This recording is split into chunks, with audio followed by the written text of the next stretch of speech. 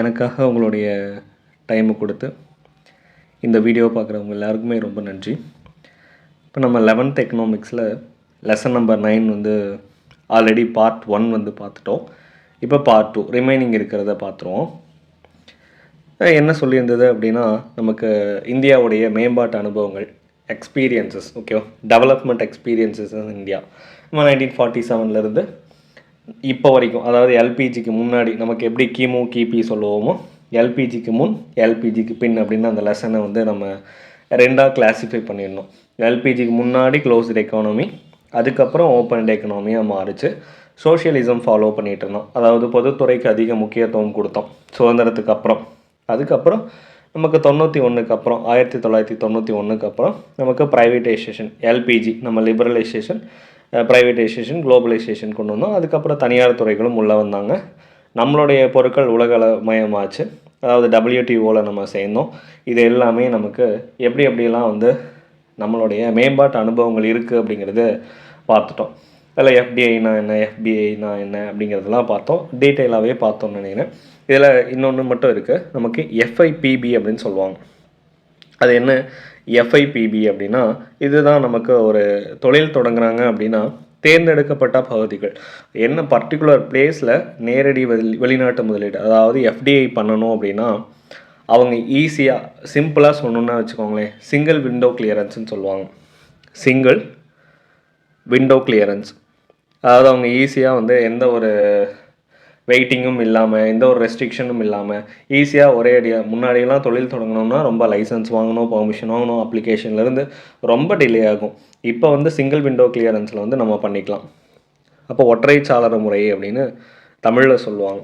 அதுதான் எஃப்ஐபிபின்னு சொல்லுவாங்க, foreign investment promotion board. ஓகேங்களா, அது என்ன ஃபாரின் இன்வெஸ்ட்மெண்ட் ப்ரமோஷன் போர்டு? இங்கே வெளிநாட்டு முதலீட்டை ஊக்குவிக்கிறதுக்கு, ஃபாரின் டைரக்ட் இன்வெஸ்ட்மெண்ட்டை ஊக்குவிக்கிறதுக்கு அதுக்கான ஒரு போர்டு தான். ஓகே, அப்போ அவங்க ஈஸியாக வந்து இங்கே தொழில் தொடங்குறதுக்கான வழிகாட்டுதல்கள் பண்ணக்கூடிய ஒரு வாரியம். இப்போ 91 நியூ டெல்லியில் தொடங்கினாங்க. இது இப்போ என்னவா இருக்குது அப்படின்னா 2017 அந்த ரேஞ்சில் நமக்கு ஃபாரின் இன்வெஸ்ட்மெண்ட் ஃபெசிலிட்டேஷன் போர்ட்டலாக மாறிடுச்சு. ஓகே, அன்னைக்கு போர்டாக இருந்துச்சு, அதாவது அந்நிய நேரடி முதலீடு, ஃபாரின் டைரக்ட் இன்வெஸ்ட்மெண்ட்டை ஊக்குவிக்கிறதுக்காக தொடங்கப்பட்டது. அதாவது நமக்கு ஃபாரின் இன்வெஸ்டர்ஸ் வராங்க அப்படின்னா அவங்களுக்கு சிங்கிள் விண்டோ கிளியரன்ஸ் கொடுக்கக்கூடிய ஒரு போர்ட்டல்னு வச்சுக்கோங்களேன். ஓகே, ஈஸியாக அவங்களுக்கு எங்கேயும் தேடாமல், அவங்களுக்கு கஷ்டம் தானே, இங்கே வந்து யாரை கான்டாக்ட் பண்ணுறதுலேருந்து, அப்ளிகேஷன் எங்கே போடுறதுலேருந்து எல்லாமே ஒன்றும் கஷ்டம். அப்போ அதுக்கான வழிகாட்டுதல் கொடுக்கக்கூடிய ஒரு போர்டாக இருந்தது, இன்றைக்கி ஒரு போர்ட்டலாக மாறிடுச்சு. ஓகேவா, ஓகே, வேளாண் துறைகளில் என்னென்ன தாக்கம் ஏற்படுத்தியிருக்கு இந்த பொருளாதார சீர்திருத்தம் அப்படின்னு சொல்கிறாங்க. அதில் நம்ம நோட் பண்ணிக்கிற அளவுக்கு எந்த ஒரு பாயிண்ட்டுமே பெருசாக இல்லை. பயிர் காப்பீடு நமக்கு ரொம்ப முக்கியமானது. நமக்கு கிராப் இன்சூரன்ஸ், ஆரம்ப காலத்தில் வேளாண் உற்பத்தி திறன், ப்ரொடக்டிவிட்டி வந்து ரொம்ப கம்மியாக தான் இருந்திருக்கு. அதனால் மக்கள் தொகை பெருகின அளவுக்கு நமக்கு விவசாயிகளுக்கு வருமானமோ பெருசாக இன்றைக்கு வரைக்குமே கிடைக்கல. விவசாயிகள் கடனில் சிக்கி தற்கொலை செய்கிற நிலைமையில் தான் இருக்காங்க. அதுக்காகவே என்ன பண்ணாங்க, கவர்மெண்ட் வந்து இன்றைக்கி அந்த அளவுக்குலாம் பெரிய லெவலில் கிடையாது. ஏன்னா நிறையா திட்டங்கள் கவர்மெண்ட்டுடைய ஸ்கீம்ஸ் வந்து வந்துடுச்சு. நம்ம பிரதான் மந்திரி கிசான் சம்மான் நிதியாக இருக்கட்டும், நமக்கு ஒவ்வொன்றுக்கும் நம்ம ஊட்டச்சத்து வேளாண் இயக்கம், இந்த மாதிரி கலைஞரின் அனைத்து கிராம ஒருங்கிணைந்த வேளாண் திட்டம், ஒரு பயிர், அந்த ஒரு கிராமம் ஒரு பயிர் திட்டம், இந்த மாதிரி எக்கச்சக்கமான திட்டம் வந்து வேளாண்மையை பாதுகாக்கிறதுக்காக நம்ம கொண்டு வந்திருக்கோம். அதுவும் இல்லாமல் தமிழ்நாடு கவர்மெண்ட் நம்ம 3rd ஸ்டேட். ஓகேங்களா, இதில் நமக்கு அக்ரி பட்ஜெட்னே தனியாகவே கொண்டு வந்துட்ருக்கோம். ஃபஸ்ட்டு வந்து கர்நாடகா வருவாங்க, செகண்ட் யார் அப்படிங்கிறது உங்களுக்கான கொஷின், 3rd வந்து தமிழ்நாடு. ஓகே, 5 வருஷம் 2021 தொடங்கினாங்க. இப்போ 5 பட்ஜெட் வந்து, அதாவது முழுமையான 5 பட்ஜெட் வந்து கம்ப்ளீட் ஆகிடுச்சு. அப்போ வேளாண் துறைக்கு நமக்கு நிறையா கவர்மெண்ட் வந்து ஸ்பெண்ட் பண்ணிகிட்டு இருக்காங்க பட்ஜெட்டில். ஸோ அப்போ இருந்த மாதிரி இன்றைக்கி வந்து பெருசாக கிடையாது. ஓகே, தற்கொலைகளோ அந்த மாதிரி நிறையா ஸ்கீம் நலத்திட்டங்கள் வந்துருச்சு. நம்ம வேளாண் துறையை கூட என்ன மாற்றிருக்கோம், வேளாண் மற்றும் விவசாயிகள் நலத்துறை அப்படின்னு தமிழ்நாடு அரசு பெயர் மாற்றம் பண்ணியிருக்காங்க. சரி, அவங்களுக்கான பயிர் காப்பீடு எப்படியெல்லாம் வந்து பயிர் காப்பீட்டு முறை வந்து கொடுக்குறாங்க, ஏன் இது கொடுக்கணும் அப்படின்னா, இப்போ வேளாண் துறை அதிகமாக நமக்கு மான்சூனை நம்பி மட்டும்தான் இருக்கும். அப்போ ஒரு வெள்ளம் வருதோ, வறட்சி வருதோ, என்ன வந்தாலுமே, மழை பெஞ்சாலும் விவசாயிகளுக்கு தான் பிரச்சனை, பெய்லினாலும் விவசாயிகளுக்கு தான் பிரச்சனை. அப்போ அந்த மாதிரி நேச்சுரல் டிசாஸ்டர்லேருந்து அந்த பயிரை முன்கூட்டியே பாதுகாக்கிறதுக்கு ஒரு இன்சூரன்ஸ் வந்து கவர்மெண்ட் வந்து கொடுப்பாங்க. அவங்க ஒரு குறிப்பிட்ட பர்சன்டேஜ் வந்து கட்ட சொல்லுவாங்க. ரிமைனிங் வந்து கவர்மெண்ட் பே பண்ணிவிடுவாங்க. அந்த பயிர்கள் பாதிக்கப்பட்டால் அந்த இன்சூரன்ஸ் அமௌண்ட்டு நமக்கு ரிட்டர்ன். அப்போ அதனால் விவசாயிகளுக்கு பெரிய அளவில் லாஸ் ஆகாத அளவுக்கு ஆன ஒரு பாதுகாப்பு தான் வந்து கொடுக்கக்கூடியது தான் இந்த கிராப் இன்சூரன்ஸ்னு சொல்லுவோம். அதுவும் அன்னைக்கு வந்து உணவுக்கே பஞ்சம் அப்படிங்கிற சுச்சுவேஷனில் இன்றைக்கி இருந்தோம். இன்றைக்கி வேளாண்மைக்குன்னு தனியாக பட்ஜெட் கொண்டு வந்து வேளாண்மையில் ட்ரோன் பயன்படுத்துகிறோம், ஏஐ டெக்னாலஜி யூஸ் பண்ணுறோம், அக்ரி ஸ்டாக் அப்படின்னு சொல்லிட்டு ஏஐ ஃபார்மிங்கில் நம்ம யூஸ் பண்ணிகிட்ருக்கோம். இது எல்லாமே பயிர் சேதம்லாம் கணக்கிடுறதுக்கு நம்ம ஏஐ ஃபார்மிங், அக்ரி ஸ்டாக் இந்த மாதிரி டிஜிட்டல் அக்ரிகல்ச்சரல் முறைக்கு நம்ம மாறிட்டோம். அதுதான் இப்போ சொல்ல வராங்க. இதில் அப்போதைக்கு எப்படி இருந்துச்சு அப்படின்னு சொல்கிறாங்க. நமக்கு வேளாண் பயிர் காப்பீட்டு திட்டம்னாலே ரொம்ப முக்கியமானது. Previous year question February 18, 2016. நம்ம நேச்சுரல் டிசாஸ்டர்னால பயிர்கள் பாதிக்கப்பட்டுச்சுன்னா அதுக்கான இழப்பீடு வழங்கக்கூடியதான் இந்த கிராப் இன்சூரன்ஸ். பயிர் 16, ஓகே. பயிர் 16 February 18, ஓகே. என்ன திட்டம்? பிரதான் மந்திரி ஃபசல் பீமா யோஜனா அப்படின்னு சொல்கிறாங்க. பீமா அப்படின்னாலே இன்சூரன்ஸ் தான். அப்போ ஃபசல்னால் என்னவாக இருக்கும்? பயிர் தான். அப்போ பயிர்களுக்கான காப்பீட்டு திட்டம்னு சொல்கிறாங்க. கோடை காலம் நமக்கு 3ஆக பிரிச்சிருப்பாங்க. அதாவது காரிஃப், ஓகே. காரிஃப்னா கார்காலம், ஓகே. கார்காலம் எப்போனா 2% அளவுக்கு இன்சூரன்ஸ் தருவாங்க. ரெண்டாவது ராபி வந்து குளிர்காலத்தில் நமக்கு 1.5%. அடுத்து ஹார்டிகல்ச்சரல், நம்ம தோட்ட பயிர்கள் இல்லாட்டி பணப்பயிர்கள்னு சொல்லுவாங்க, தோட்டக்கழி, இதுக்கு 5%. இந்த அளவுக்கு நம்ம இன்சூரன்ஸ் கட்டணும். மீதி கவர்மெண்ட் வந்து பே பண்ணிடுவாங்க. இயற்கை பேரிடர் நேச்சுரல் டிசாஸ்டர்னால் பாதிக்கப்பட்டுச்சு அப்படின்னா இந்த நஷ்ட ஈடு கொடுப்பாங்க. லாஸ் ஆன அமௌண்ட் இன்சூரன்ஸாக நமக்கு கிடைக்கும். அதுதான் வந்து சொல்ல வராங்க, ஓகே. எந்த மினிஸ்ட்ரிக்கு கீழே வருது? நோடல் ஏஜென்சி யார் அப்படின்னா செயல்படுத்தக்கூடிய அமைப்பு, ஓகே. நோடல் ஏஜென்சி அப்படின்னா செயல்படுத்தக்கூடிய அமைப்பு. அதுவும் நம்ம தெரிஞ்சு வச்சுக்கணும். Ministry of agricultural, okay. Ministry of agricultural தான் வந்து இதே செயல்படுத்துகிறாங்க, ஓகே. முக்கியமானது. அதே தான் திரும்ப இந்த பிக்சர்லேயும் கொடுத்துருக்காங்க. நமக்கு 2.5, அதுக்கப்புறம் 1.5, அதாவது 2, 1.5, 5 அப்படின்னு சொல்லிட்டு தனித்தனியாக பிரித்து கொடுத்துருக்குறாங்க. அடுத்து குளிர்பதன சேமிப்பு கிடங்கு, கோல்டு ஸ்டோரேஜ் ஆர்டர்னு சொல்லுவாங்க. Gold storage order. அப்போ அங்கே பயிர்கள் நம்ம அறுவடை பண்ணியாச்சு. அப்போ அதை பாதுகாக்கிறதுக்கான இடம் வேணும்ல. நம்ம இந்தியா வந்து உலக அளவில் பழங்களுடைய உற்பத்திகளில் இந்தியா மிகப்பெரிய உற்பத்தியாளர் அப்படின்னு சொல்கிறாங்க. அப்போ பழங்கள் largest producer of fruit, okay. Largest producer of fruit.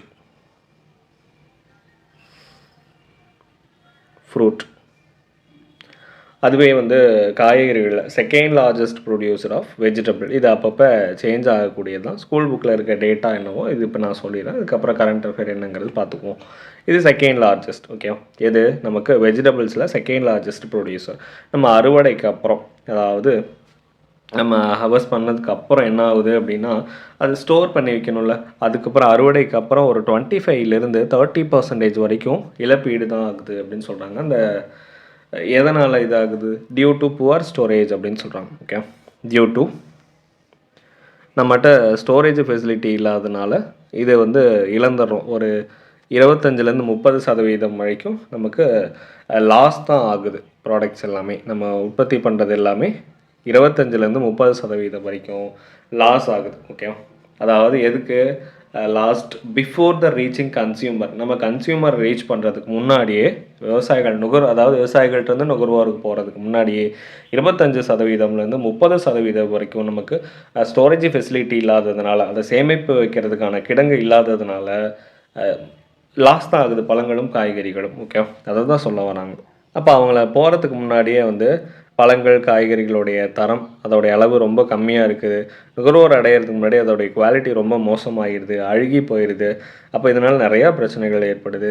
அதிகமான செலவுகள் தான் ஏற்படுது. கடைகள் அப்படியே வந்து யாருமே வாங்காமல் தேக்கம் தான் அடையுது. சரி, கவர்மெண்ட் வந்து இந்த சிக்கல்லாம் தீர்க்கறதுக்கு கவர்மெண்ட்டுடைய ஆக்ஷன் என்ன அப்படின்னா, நமக்கு வேளாண் அமைச்சகம் மினிஸ்ட்ரி ஆஃப் அக்ரி 1955ல் ஒரு சட்டம் ஒன்று போடுறாங்க. ஒரு லா என்ன லா அப்படின்னா 1955ல் எசென்ஷியல் கமாடிட்டிஸ் ஆக்ட்னு சொல்லுவாங்க. இப்போ எசென்ஷியல் கமாடிட்டிஸ் ஆக்ட்னு சொல்லுவாங்க. அத்தியாவசிய பொருட்கள் சட்டம். அந்த அத்தியாவசிய பொருட்கள் சட்டத்துக்கு கீழே கோல்டு ஸ்டோரேஜ் ஆர்டர், நமக்கு குளிர்பதன கிடங்கு, அதாவது குளிர்பதன கிடங்கு ஆணை அப்படின்னு ஒன்று ஏற்படுத்தினாங்க. அப்போ இது எதுக்காக அப்படின்னா, ஒரு எக்ஸாம்பிள் சொன்னோன்னு வச்சுக்கோங்களேன். ஒரு விவசாயி தக்காளி வந்து பயிர் போடுறாங்க. இப்போ ஒரு விவசாயி தக்காளி பயிரிட்டுருக்காங்க அப்படின்னா, நார்மலாக நமக்கு எந்த ஒரு கோல்டு ஸ்டோரேஜும் இல்லைன்னா வச்சுக்கோங்களேன், ஒரு 3 டேஸில் வந்து அழுகிடும். அதே கோல்டு ஸ்டோரேஜ் இருக்குது அப்படின்னா அதை பல வாரங்கள் வந்து ஸ்டோர் பண்ணி வச்சுருக்க முடியும். அப்போ அதை அழுகி போகாமல் ரொம்ப நாள் வச்சுருக்கிறதுக்கு உண்டான வசதிகள் நம்ம இந்த சட்டத்துக்கு கீழே தான், எசென்ஷியல் கமாடிட்டிஸ் ஆக்ட் 1955 கீழே 1964ல் கோல்டு ஸ்டோரேஜ் ஆர்டர் அப்படின்னு சொல்லிட்டு 1964ல் கொண்டு வந்திருக்காங்க. ஓகேவா? ஓகே, இப்போ நமக்கு விவசாயிகள் நிறைய சேஞ்சஸ் கொண்டு வந்துட்டாங்க பொருளாதார சீர்திருத்தத்துக்கு அப்புறம். அப்போ அவங்களுக்கு தேவையான இன்புட்ஸு இதெல்லாமே நம்ம கொடுக்கணும்ல. அவங்க ஈஸியாக கடன் வாங்குறதுக்காக கிசான் கிரெடிட் கார்டு அப்படின்னு கொண்டு வந்தாங்க. கிசான் கிரெடிட் கார்டு அப்படின்னு சொல்லுவாங்க. இது ஒரு ப்ரீவியஸ் இயர் கொஷின் தான். நமக்கு எப்படி நம்ம டெபிட் கார்டு இந்த மாதிரிலாம் இருக்குல்ல, அப்போ அந்த மாதிரி கிரெடிட் கார்டு மாதிரி கிசானுக்காக ஒரு கிரெடிட் கார்டு விவசாயிகள் ஈஸியாக வந்து கடன் வாங்கிக்கிறதுக்காக, அதாவது to provide adequate timely credit support. ஓகேவா? அப்போ விவசாயிகளுக்கு டு ப்ரொவைட் அடிக்வேட் போதுமான அண்ட் டைம்லி சரியான நேரத்துக்கு கிரெடிட் சப்போர்ட் கடன் உதவி கொடுக்கறது. எதுக்காக? ஃபார் தேர் கல்டிவேஷன், அப்போ அவங்களுடைய விவசாயத்துக்காக, சாகுபடிக்காக, அண்ட் அதர் நீட்ஸ், வேறு ஏதாவது அவங்களுடைய தேவைகளை வந்து பூர்த்தி பண்ணுறதுக்காக கிசான் கிரெடிட் கார்டு உருவாச்சு. இப்போ ஈஸியாக அதுதான் இங்கே கொடுத்துருக்காங்க. உழவருடைய தகுதிக்கு ஏற்ப சரியான நேரத்தில் கடன் வாங்கக்கூடியது 1998ல் வந்து கொண்டு வந்தாங்க. ஓகேவா? நமக்கு 98ல் தான் அமர்த்தியா சென், நம்ம ப்ரீவியஸ் லெசன்லாம் பார்த்துருந்துருப்போம். அமர்த்தியா சென் வந்து நமக்கு நோபல் ப்ரைஸ் வாங்கியிருந்தார். அப்போ அவர் தான் வந்து பஞ்சம், உணவு இதை பற்றிலாம் பேசியிருந்தார். அப்போ விவசாயிகளுக்காக கடன் தரத்துக்கு நமக்கு என்ன பண்ணுறாங்க, கிசான் கிரெடிட் கார்டை வந்து அப்போ தான் உருவாக்குறாங்க. இதை ரெக்கமெண்ட் பண்ண கமிட்டி யார்? National bank for agricultural and rural development 1982ல் ஜூலை 12ல் தொடங்கியிருப்பாங்க. இந்த பேங்க் யார் ரெக்கமெண்ட் பண்ணா அப்படிங்கிறது உங்களுக்கான கொஷின், ஆல்ரெடி கேட்ட கொஷின் தான். அதுவே கிசான் கிரெடிட் கார்டு வந்து ரெக்கமெண்ட் பண்ணது யார் அப்படின்னா RV Gupta. Okay, RV Gupta committee இது ஞாபகம் வச்சுக்கோங்க. அப்போ ஏன் இது தொடங்கணும்? விவசாயிகள் முறைசாரா அன்ஆர்கனைஸ்டு பேங்க்ஸில் கடன் வாங்குறது குறைக்கிறது. ஏன்? அங்கே வாங்கினா என்ன, அவங்களுக்கு அர்ஜென்ட்டு கிடைக்குது அப்படின்னா அதிகமான இன்ட்ரெஸ்ட் ரேட் இருக்குது. அப்போ அதை அவங்க திரும்ப கட்ட முடியாமல் திரும்ப கடன்லேயே வந்து மாட்டிக்கிறாங்க. அதனால் நமக்கு நபார்டும் முக்கியமானது ஆர்பிஐ மைய வங்கி, ஓகே, ஆர்பிஐயும் சேர்ந்து தொடங்கப்பட்டது தான் இந்த கிசான் கிரெடிட் கார்டு. நம்ம இந்த கார்டை யூஸ் பண்ணி எங்கேனாலும், அதாவது கவர்மெண்ட்டுடைய பேங்க், கூட்டுறவு, கோஆப்ரேட்டிவ் சொசைட்டிஸ், பப்ளிக் செக்டர் பேங்க்ஸில் வந்து கடன் வாங்கிக்கலாம். இப்போ ஸ்மார்ட் கார்டு டெபிட் கார்டு கூட மாறி இருக்குது அப்படிங்கிறத சொல்கிறாங்க. ஓகேவா? முக்கியமானது நமக்கு அதே 92ல் தான் என்னது பொக்ரான் 2, ஓகேவா, ஏபிஜே வாஜ்பாய் அவங்க வந்து டெஸ்ட் பண்ணியிருந்திருப்பாங்க. பொக்ரான் 2 1998ல் நியூக்ளியர் பவர் வந்து நம்ம டெஸ்ட் பண்ணோம். அப்போ நியூக்ளியர் பவர் டெஸ்ட் பண்ணுறோம், நபார்டு வந்து வந்திருக்கு. அதாவது நபார்டோடைய உதவி மூலியமாக நமக்கு கிசான் கிரெடிட் கார்டு வந்திருக்கு. அமர்த்தியா சென் வந்து நோபல் ப்ரைஸ் வாங்கியிருக்காரு. அமர்த்தியா சென் தான் உணவு, பஞ்சம் இதை பற்றிலாம் பேசினார். அதனால் அவர் ரெக்கமெண்ட் பண்ணார்னு வச்சுக்கலாமா? ஏன்னா அவரும் பொருளாதாரத்தில் வராரு, உணவு பஞ்சம் பற்றி பேசினார், 98 நோபல் ப்ரைஸ் வாங்கினார். கிசான் கிரெடிட் கார்டு வந்து அவர் சொல்லலை அப்படின்னாலும் ஆர்வி குப்தா சொல்லியிருக்காங்க. இருந்தாலும் நம்ம அவரோட ரிலேட் பண்ணி வச்சுக்கலாமே. ஓகே, ஈஸியாக கொஞ்சம் கண்டென்ட் வந்து அங்கேயும் இங்கேயும் ஞாபகம் இருக்கும். அதுவும் 98 தான், இதுவும் 98 தான். ஓகே, ஒரு பக்கம் சயின்ஸ் ரீதியாக போகிறோம், இன்னொரு பக்கம் அக்ரிகல்ச்சரல் வந்து கிசான் கிரெடிட் கார்டு இந்த மாதிரிலாம் வந்து பண்ணுறோம். ஸோ அப்படி கொஞ்சம் ஈஸியாக ஞாபகம் வச்சுக்கோங்க. ஓகேவா? அப்போ முன்னாடியெல்லாம் வந்து கிசான் கிரெடிட் கார்டு வாங்குறதுக்கு முன்னாடி ஒரு விதை வாங்கணுன்னா வச்சுக்கோங்களேன், சீட்ஸ் எல்லாம் நம்ம வாங்கணும் அப்படின்னா ஒவ்வொரு நம்ம மணி லெண்டர்ஸ் கடன் கொடுக்குறவங்க கிட்ட நம்ம ஒவ்வொன்றும் கடன் வாங்கணும். அதிகமான இன்ட்ரெஸ்ட்டு, ஹை இன்ட்ரெஸ்ட்டுக்கு வாங்கணும். ஆனால் இப்போ கிசான் கார்டு மூலியமாக ஒரு பேங்க்கில் என்ன கம்மியான ரேட்டுக்கு நம்ம அந்த கிரெடிட் கார்டை யூஸ் பண்ணி எப்படி நம்ம கிரெடிட் கார்டு மாதிரி ஷாப்பிங் பண்ணலாமோ அந்த மாதிரி கம்மியான இன்ட்ரெஸ்ட் ரேட்டில் நம்ம வங்கியில் பணம் எடுத்துக்கலாம். ஓகேவா? அதுதான் வந்து கிசான் கிரெடிட் கார்டு.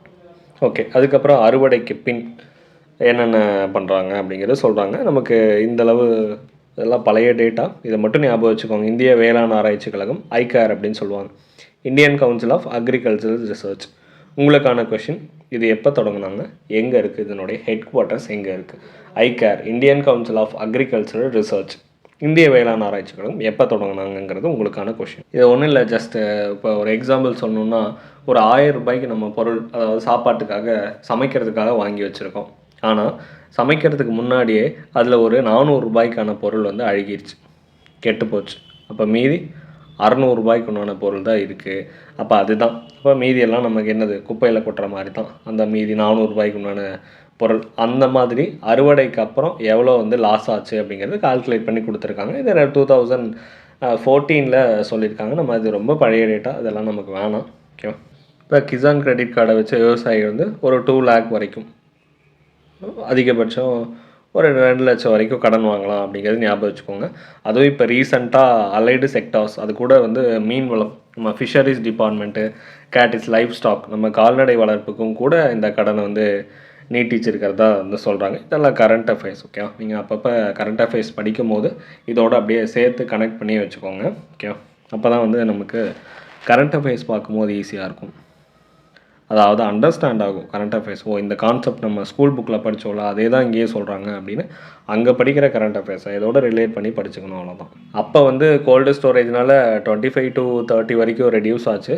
இப்போவும் இருக்கா அப்படின்னா இருக்குது. ஒரு 15லேருந்து ஒரு 20% வரைக்கும் லாஸ் ஆகுது. ஓகே, இன்னும் நம்ம வந்து ஃபுட் ப்ராசஸிங் இண்டஸ்ட்ரீஸை இன்னும் டெவலப் பண்ணணும். ஓகே, நவீன சேமிப்பு கிடங்கள் கோல்டு ஸ்டோரேஜை இன்னும் டெவலப் பண்ண வேண்டிய சூழ்நிலையில் தான் இருக்கும். ஓகே, நமக்கு நபார்டு எங்கே இருக்குது, national bank for agricultural and rural development, 1982 July 12. தேசிய விவசாயம் மற்றும் ஊரக வளர்ச்சி வங்கி, ஜூலை 12 1982 மும்பையில் இருக்கும். ஓகே, மும்பையில். அதே மாதிரி ஆர்பிஐ, நம்ம ஆர்பிஐ பார்த்தோம், அது அப்படியே அதையும் சேர்ந்து படிச்சிருங்க. ஆர்பிஐ, நமக்கு ஆர்பிஐ எப்போ தொடங்கினாங்க, April 1 1935. எங்கே இருக்குது, அதுவும் மும்பையில். ஐகேர் மட்டும் உங்களுக்கான கொஷின். சரி, இதில் கோல்டு ஸ்டோரேஜ் அப்படின்னு பார்த்தோம். அப்படின்னா என்ன கோல்டு ஸ்டோரேஜ்னால்? ஓகே, நம்ம எதை படித்தாலுமே புரிஞ்சு படிக்கணும். அதாவது ப்ரிசர்வேஷன் அட் லோ டெம்பரேச்சர் அப்படின்னு சொல்கிறாங்க. Preservation, okay, preservation at low temperature, பேர்லேயே இருக்குல்ல.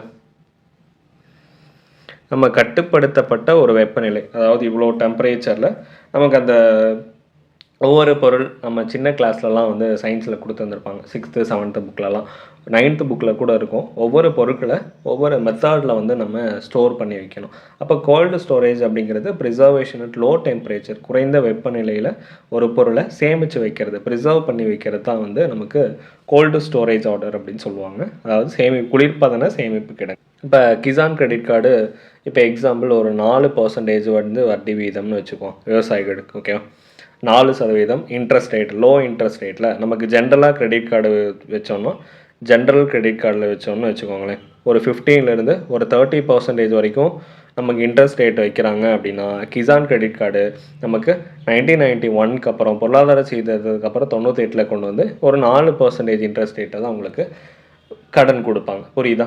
அப்போ விவசாயிகளுடைய தேவைக்காக கம்மியான இது இன்ட்ரெஸ்ட் ரேட்டில் கொடுக்கக்கூடியதான் கிசான் கிரெடிட் கார்டு. இப்போ இந்த மாதிரி திட்டங்கள் இருக்குது அப்படின்னு விவசாயிகளுக்கு பெரும்பாலும் தெரியாது. அப்போ அதை என்ன பண்ணணும், தெரியப்படுத்தணும். அதுக்காக நம்ம என்ன பண்ணோம், தமிழ்நாடு கவர்மெண்ட் வந்து உழவரை தேடி அப்படிங்கிற ஒரு திட்டம் வச்சுருக்கோம்.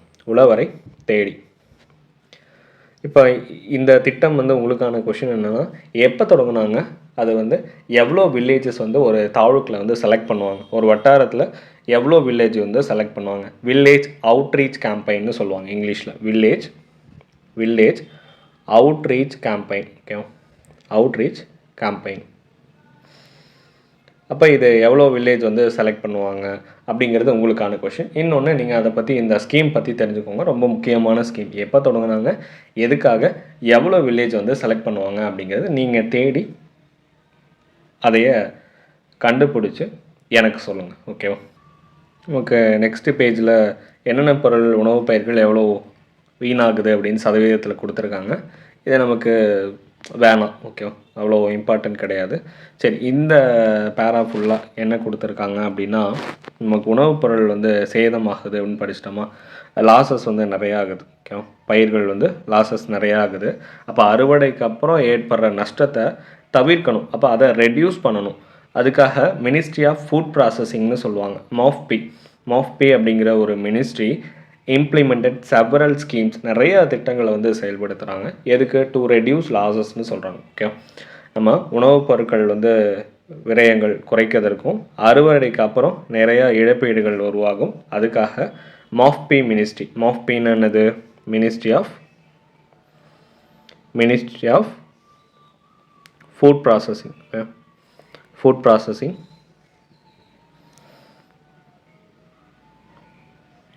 ஃபுட் ப்ராசஸிங் அதாவது இண்டஸ்ட்ரீஸ். ஓகேவா, அதாவது ரெக்கார்ட் பண்ணி எழுதிக்கும் போது யாரோ நம்மளை வாட்ச் பண்ணுற மாதிரியே இருக்குது. லைவ் கிளாஸஸ் வந்து ஈஸியாக எவ்வளோ நாளும் எடுத்துகிட்டு போயிடலாம். ஆனால் ரெக்கார்ட் பண்ணி எடுக்கிறது ரொம்ப கஷ்டம்ப்பா. நமக்கு ஸ்பெல்லிங் வந்து பாருங்களேன், ஃபுட் ப்ராசஸிங்கிறது நார்மலாக எழுதும் போது எழுதிடும். நம்ம எக்ஸாம் ஹால்லாம் பார்ப்போம்ல, எக்ஸாம் ஹால் இன்விஜிலேட்டர் வந்து சூப்பர்வைசர் அப்படியே நம்ம பக்கத்தில் வந்து நின்று பார்த்துட்டே இருக்கும்போது நம்மளால் வந்து ஆன்சர் பண்ணவே முடியாது. கரெக்டாக தான் ஆன்சர் பண்ணுவோம், நல்லா தான் தெரியும். ஆனால் அந்த நேரத்தில் வந்து என்னன்னே தெரியாது, ஒரு பதட்டம் ஆகிடும், ஆன்சைட்டி ஆகிடும். அதே மாதிரி தான் இப்போ ஏதோ ரெக்கார்ட் பண்ணி எழுதும்போது ஏதோ வாட்ச் பண்ணுற மாதிரி. ஆனால் லைவ் கிளாஸஸ் எவ்வளோனாலும் எப்படினாலும் எத்தனை பேர்னாலும் முன்னாடினா எடுத்துருவேன். ஆனால் இந்த மாதிரி ரெக்கார்ட் பண்ணுறது ரொம்ப கஷ்டம்ப்பா. ஏன்னா தனியாக பேசணும். லைவ் கிளாஸஸ்னால் இன்ட்ராக்ட் பண்ணுறதுக்கு வந்து ஸ்டூடெண்ட்ஸ் இருப்பாங்க. நம்ம ஒரு கொஷின் கேட்டால் வந்து ஆன்சர் பண்ணுவாங்க. இது ஏதோ நம்ம எனக்கு என்னை பொறுத்த வரைக்கும் ஏதோ ரொம்ப ஒரு கஷ்டமான விஷயமா தெரியுது. ஏன்னா இன்ட்ராக்ட் பண்ணுறதுக்கு ஆட்கள் கிடையாது. நம்ம தனியாக எதுவும் பேசணும். அதாவது இன்ட்ராக்ட் பண்ணும்போது நிறையா ஃபன்லாம் நிறையா நடக்கும். அப்போ லைவ் கிளாஸஸ் வந்து இன்னும் சூப்பராக இருக்கும். ஏன்னா நிறையா காமெடியான விஷயங்கள் போகும். கொஷின் கேட்போம், அவங்க ஆன்சர் பண்ணுவாங்க. அதுலேருந்து நிறையா புது புது ஷார்ட்கட்ஸ்லாம் வந்து நிறையா லைவ் ரெக்கார்ட் பண்ண கிளாஸஸ்லாம் போட்டிருப்பேன் பாருங்கள். அதில் ஒரு டிஃப்ரெண்ட்டாக இருக்கும் கிளாஸஸ்லாம். இது ரொம்ப ஒரு கன்சிஸ்டண்ட்டாக நமக்கு எப்படி ஒரு ஸ்ட்ரிக்டான ஒரு ஸ்டாஃப் வந்து எடுத்தால் இதுக்குள்ளே தான், இந்த ரவுண்டுக்குள்ளே தான், கம்ஃபர்ட் ஜோனுக்குள்ளே இல்லாத மாதிரி, அதாவது இதுக்குள்ளே தான் இருக்கும் அப்படிங்கிற மாதிரி ஏதோ கிளாஸ் கொண்டு போகிற மாதிரி எனக்கு ஃபீல் ஆகுது. ஆனால் சொல்ல வேண்டிய கண்டென்ட்டை தெளிவாக இதுதான் கான்செப்ட்டு அப்படிங்கிறது அது டைம் வேஸ்ட் ஆகாமல் சொல்ல முடியுது. அது மட்டும் புரியுது. அதாவது லைவ் கிளாஸ் இன்னும் பெட்டராக இருக்கும் அப்படின்னு சொல்ல வரேன். சரி, நமக்கு கண்டென்ட்டு தானே முக்கியம், தெளிவாக கொடுத்துடணும் டைம் வேஸ்ட் ஆகாமல். ஸோ மேக்ஸிமம் கஷ்டமாக இருந்தாலும் ரெக்கார்ட் கிளாஸே கொடுத்துட்றேன். அது என்ன ministry of food processing industries அப்படின்னா, அந்த உணவுப் பொருள் லாஸ் ஆகுது அப்படின்னு பார்த்தோம்ல, அதை ரெடியூஸ் பண்ணுறதுக்கு வேறு ஏதாவது வழிகள் இருக்கா அப்படின்னா, பெரிய உணவு பூங்காக்கள், மெகா ஃபுட் பார்க்ஸு. நம்ம இப்போ திருநெல்வேலி தூத்துக்குடியில் கூட தமிழ்நாட்டில் இப்போ ரீசெண்டாக ஃபுட் பார்க்ஸ் உணவு பூங்காலாம் தொடங்கியிருப்பாங்க. குடிநீர் இணைப்பு அப்படிங்கிறதெல்லாம் சொல்கிறாங்க. அதாவது இன்டகிரேட்டட் மெகா ஃபுட் பார்க்ஸு. இது எழுதிடுறேன் ஏன்னா புரியாது இங்கிலீஷில். என்னென்னா, ஒருங்கிணைந்த குளிர் இணைப்பு, அதாவது அறுவடை பண்ண இடத்துலேருந்து பாதுகாப்பு பெட்டகம், கோல்டு ஸ்டோரேஜ் கொண்டு வர வரைக்குமே அதான் integrated cold chains. Value addition infrastructure, அந்த பொருளை வச்சு வேறு ஏதாவது மதிப்பு கூட்டப்பட்ட பொருட்கள் வந்து உருவாக்க முடியுதா அப்படிங்கிறது சொல்கிறாங்க. இப்போ இன்னும் சிம்பிளாக சொல்லணுன்னா, நீங்கள் ஒரு விவசாயி தக்காளி விளைவிக்கிறாங்க, அதை விற்க முடியாமல் வீணாகுது. ஓகேவா, அப்போ அதுக்கு என்ன பண்ணலாம் அப்படின்னா, அதுக்கான சொல்யூஷன் இருக்கா அப்படின்னா, அந்த தக்காளியாக விற்கிறதுக்கு வேறு ஒரு மதிப்பு கூட்டப்பட்ட பொருள், வேல்யூ ஆட் ப்ராடக்டாக மாற்றலாம். கிசான் ஜாமா, கெட்சப்பாக மாற்றுறோம்னு வச்சுக்கோங்களேன். தக்காளியாக இருக்கிறத விட கிசான் ஜாமா இல்லை கெட்சப், கெட்சப்பாக மாற்றுறாங்க. இந்த மாதிரி மாற்றும் போது உங்களுக்கு இப்போ எக்ஸாம்பிள், ஒரு குறிப்பிட்ட கம்மி ரேட்டுக்கு விற்கிறத விட அந்த கெட்சப்பாக கிசான் ஜாமா மாற்றும் போது இன்னும் உங்களுக்கு அதிகமான ரேட் கிடைக்குமா? அதை தான் இங்கே சொல்ல வராங்க. புரியுதா? என்ன சொல்கிறேன்னு புரியுதா? அப்போ 1 கிலோ தக்காளி நீங்கள் அந்த கம்மியான ரேட் இருக்கிறப்ப 10 ரூபான்னு வச்சுக்கோங்க. அதை கெட்சப்பாக மாற்றும் போது 150 ரூபாய்க்கு சேல் பண்ணலாம்.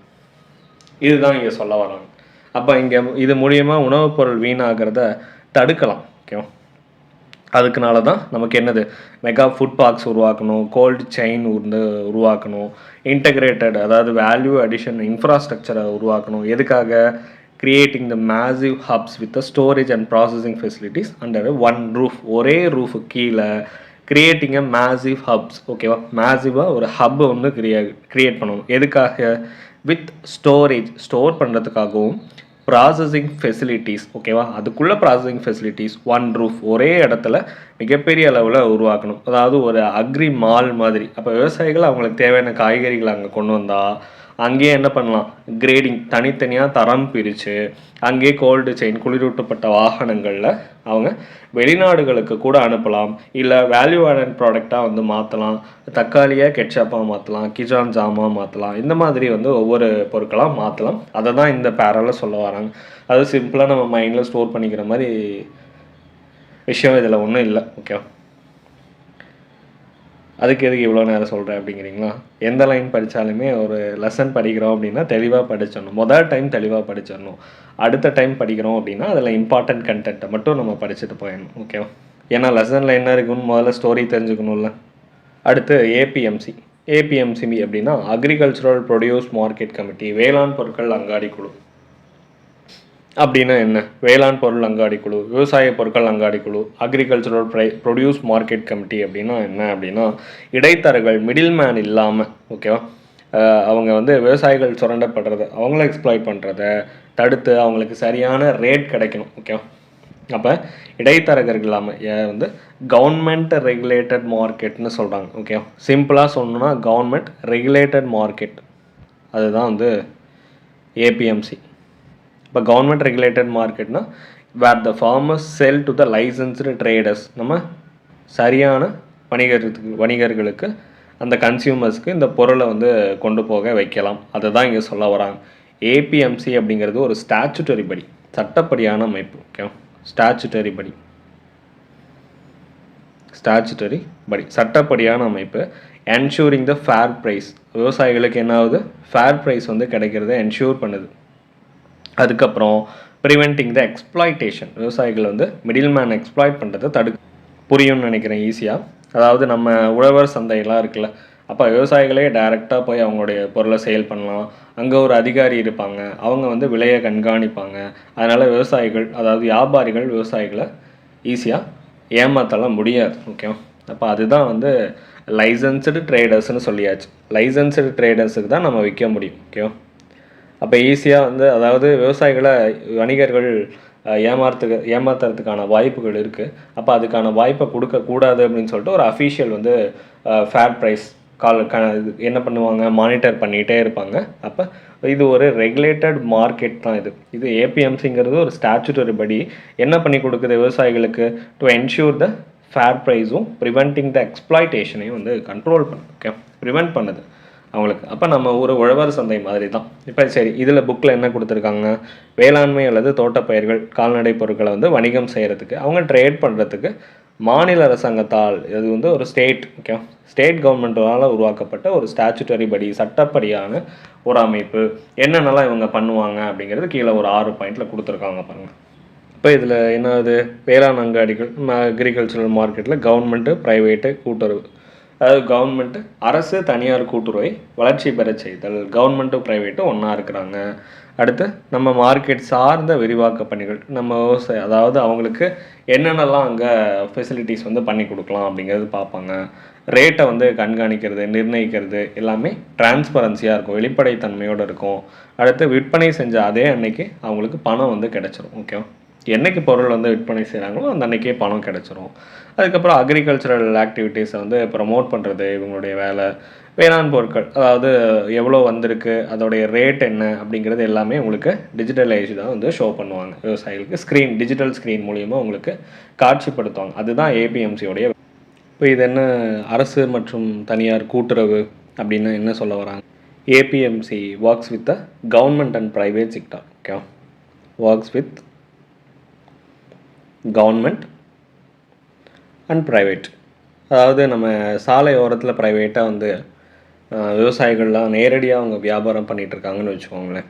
அப்போ அந்த சாலையோர வியாபாரிகள் எல்லாத்தையும் ஒரு பில்டிங்காக ஒன்று கட்டி ஒரு வணிக வளாகம், ஒரு ட்ரேட் சென்டர்ஸ் மாதிரி ஒன்று உருவாக்கி, ஒரு மார்க்கெட் மாதிரி உருவாக்கி, நீங்கள் சாலையோரத்தெல்லாம் வியாபாரம் பண்ண வேணாம், அங்கே வந்து வியாபாரம் பண்ணுங்கள் அப்படின்னு சொன்னால் எப்படி இருக்கும்? அதுதான் வந்து works with government and private. ஓகேவா?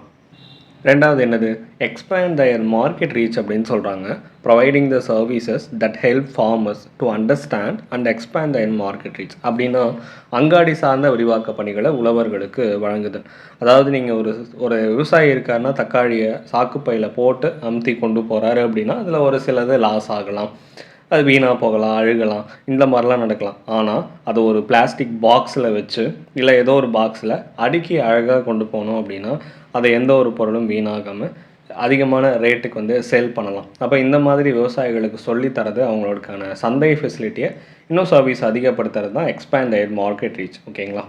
இப்போ இது என்ன? விலை நிர்ணயத்திலும் அங்காடி பரிமாற்றங்கள் வெளிப்படைத்தன்மை, transparency in price and exchange. விவசாயிகள் நேரடியாக வந்து ஏபிஎம்சியில் விற்கும் போது எல்லாத்துக்கு முன்னாடி ஒரு டிஜிட்டல் ஸ்க்ரீனில் வந்து ஷோ பண்ணுறாங்கன்னு வச்சுக்கோங்க. ஒரு நெல் மூட்டை இருக்குது, சும்மா ஒரு எக்ஸாம்பிளுக்கு ஒரு 30 per kgன்னு வச்சுக்கோங்களேன். அப்போ அந்த 30 per kg டிஜிட்டல் போர்டு மூலிமா ஷோ பண்ணிட்டோம், டிரான்ஸ்பரன்சியாக ஷோ பண்ணிட்டோம் அப்படின்னா அங்கே மிடில் மேனுக்கு வேலை இல்லை. மிடில் மேன் என்ன பண்ண முடியாது?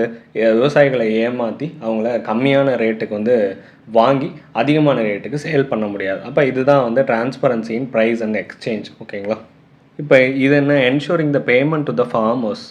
வேளாண் உற்பத்திகளை விற்பனை செய்த அதே நாளில் உழவர்களுக்கு பணம் செலுத்துறது உறுதி செய்கிறது. அதாவது ஒரு விவசாயிகிட்ட 100 மூட்டை நெல் வாங்குகிறோன்னு வச்சுக்கோங்களேன், அதை அடுத்த மந்த் உங்களுக்கு வந்து அடுத்த மாதம் வாங்கும் போது சேர்த்தி கொடுத்துட்றோம், இந்த மாதிரியெல்லாம் டிலே பண்ணாமல், அவங்களுக்கு ஏதாவது ஒரு எமர்ஜென்சி இருக்கலாம், அவங்களுக்கு உடனடியாக அடுத்த ப்ராசஸ் ஸ்டார்ட் பண்ணல, அப்போ பணம் தேவைப்படும், அதனால் அடுத்த மாதம் சேர்த்தி தரோம், இந்த டேட்டில் தரோம் அப்படிங்கிறதெல்லாம் சொல்லாமல் என்றைக்கு அவங்க சேல் பண்ணுறாங்களோ அதே அன்னைக்கு அவங்களுக்கான விவசாய பொருட்கள் சேல் பண்ணதுக்கு உண்டான அமௌண்ட்டு கிடைக்கிறதுக்கு வழிவகை செய்கிறது தான் வந்து உழவர்களுக்கு உற்பத்தி பொருள் பணம் செலுத்துவதை உறுதி செய்கிறது அப்படின்னு சொல்கிறாங்க. அடுத்து என்கரேஜிங் த அக்ரிகல்ச்சரல் ஆக்டிவிட்டீஸ்.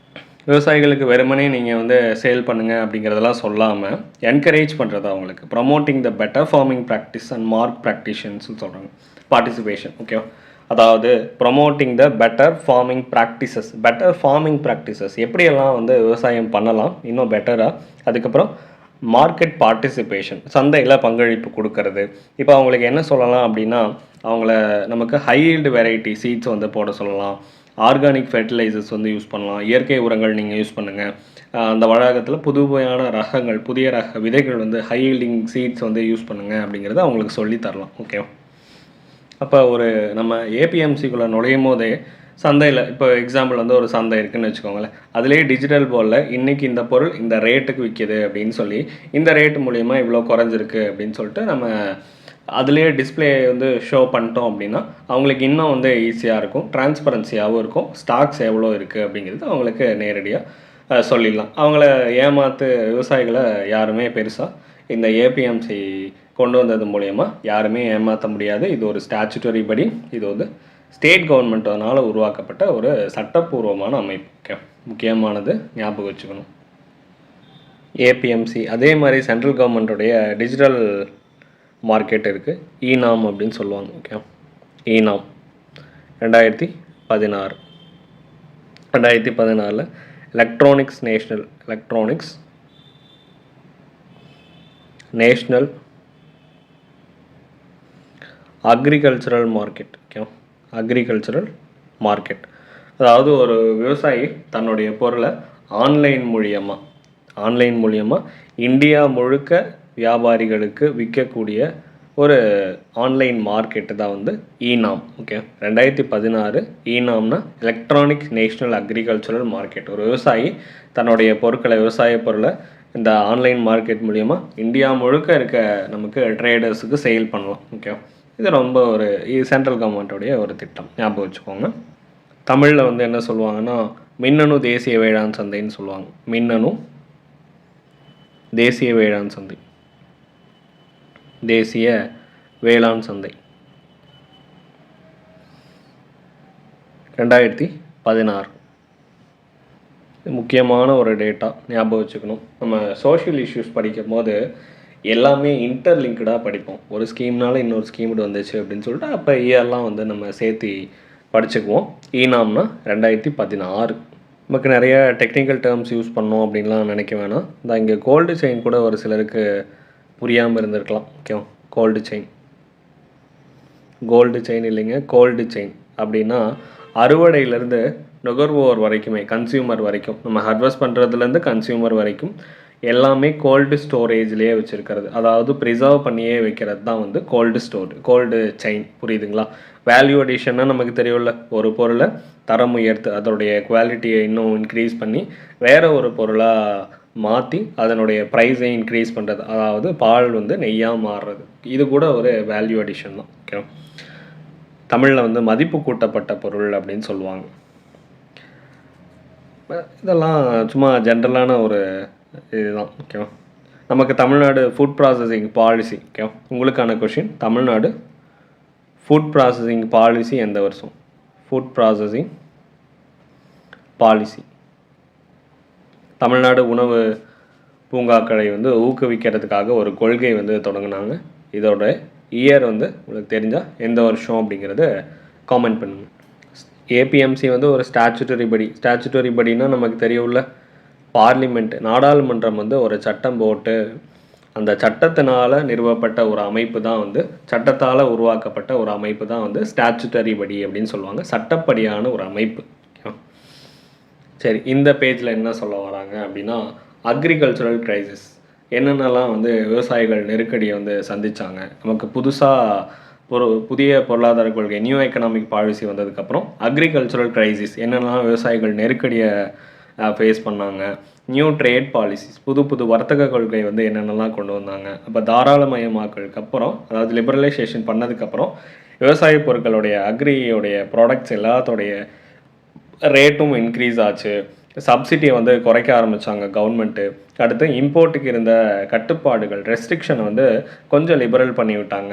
அது எல்லாத்தையும் தான் இந்த பேஜில் வந்து கொஞ்சம் கொஞ்சமாக வந்து எவ்வளோ எக்ஸ்பிளைன் பண்ண முடியுமோ அது சொல்லியிருந்திருப்பாங்க. சும்மா நம்ம ஜென்ரலாக என்ன இருக்குது அப்படிங்கிறது பார்த்துருவோம்.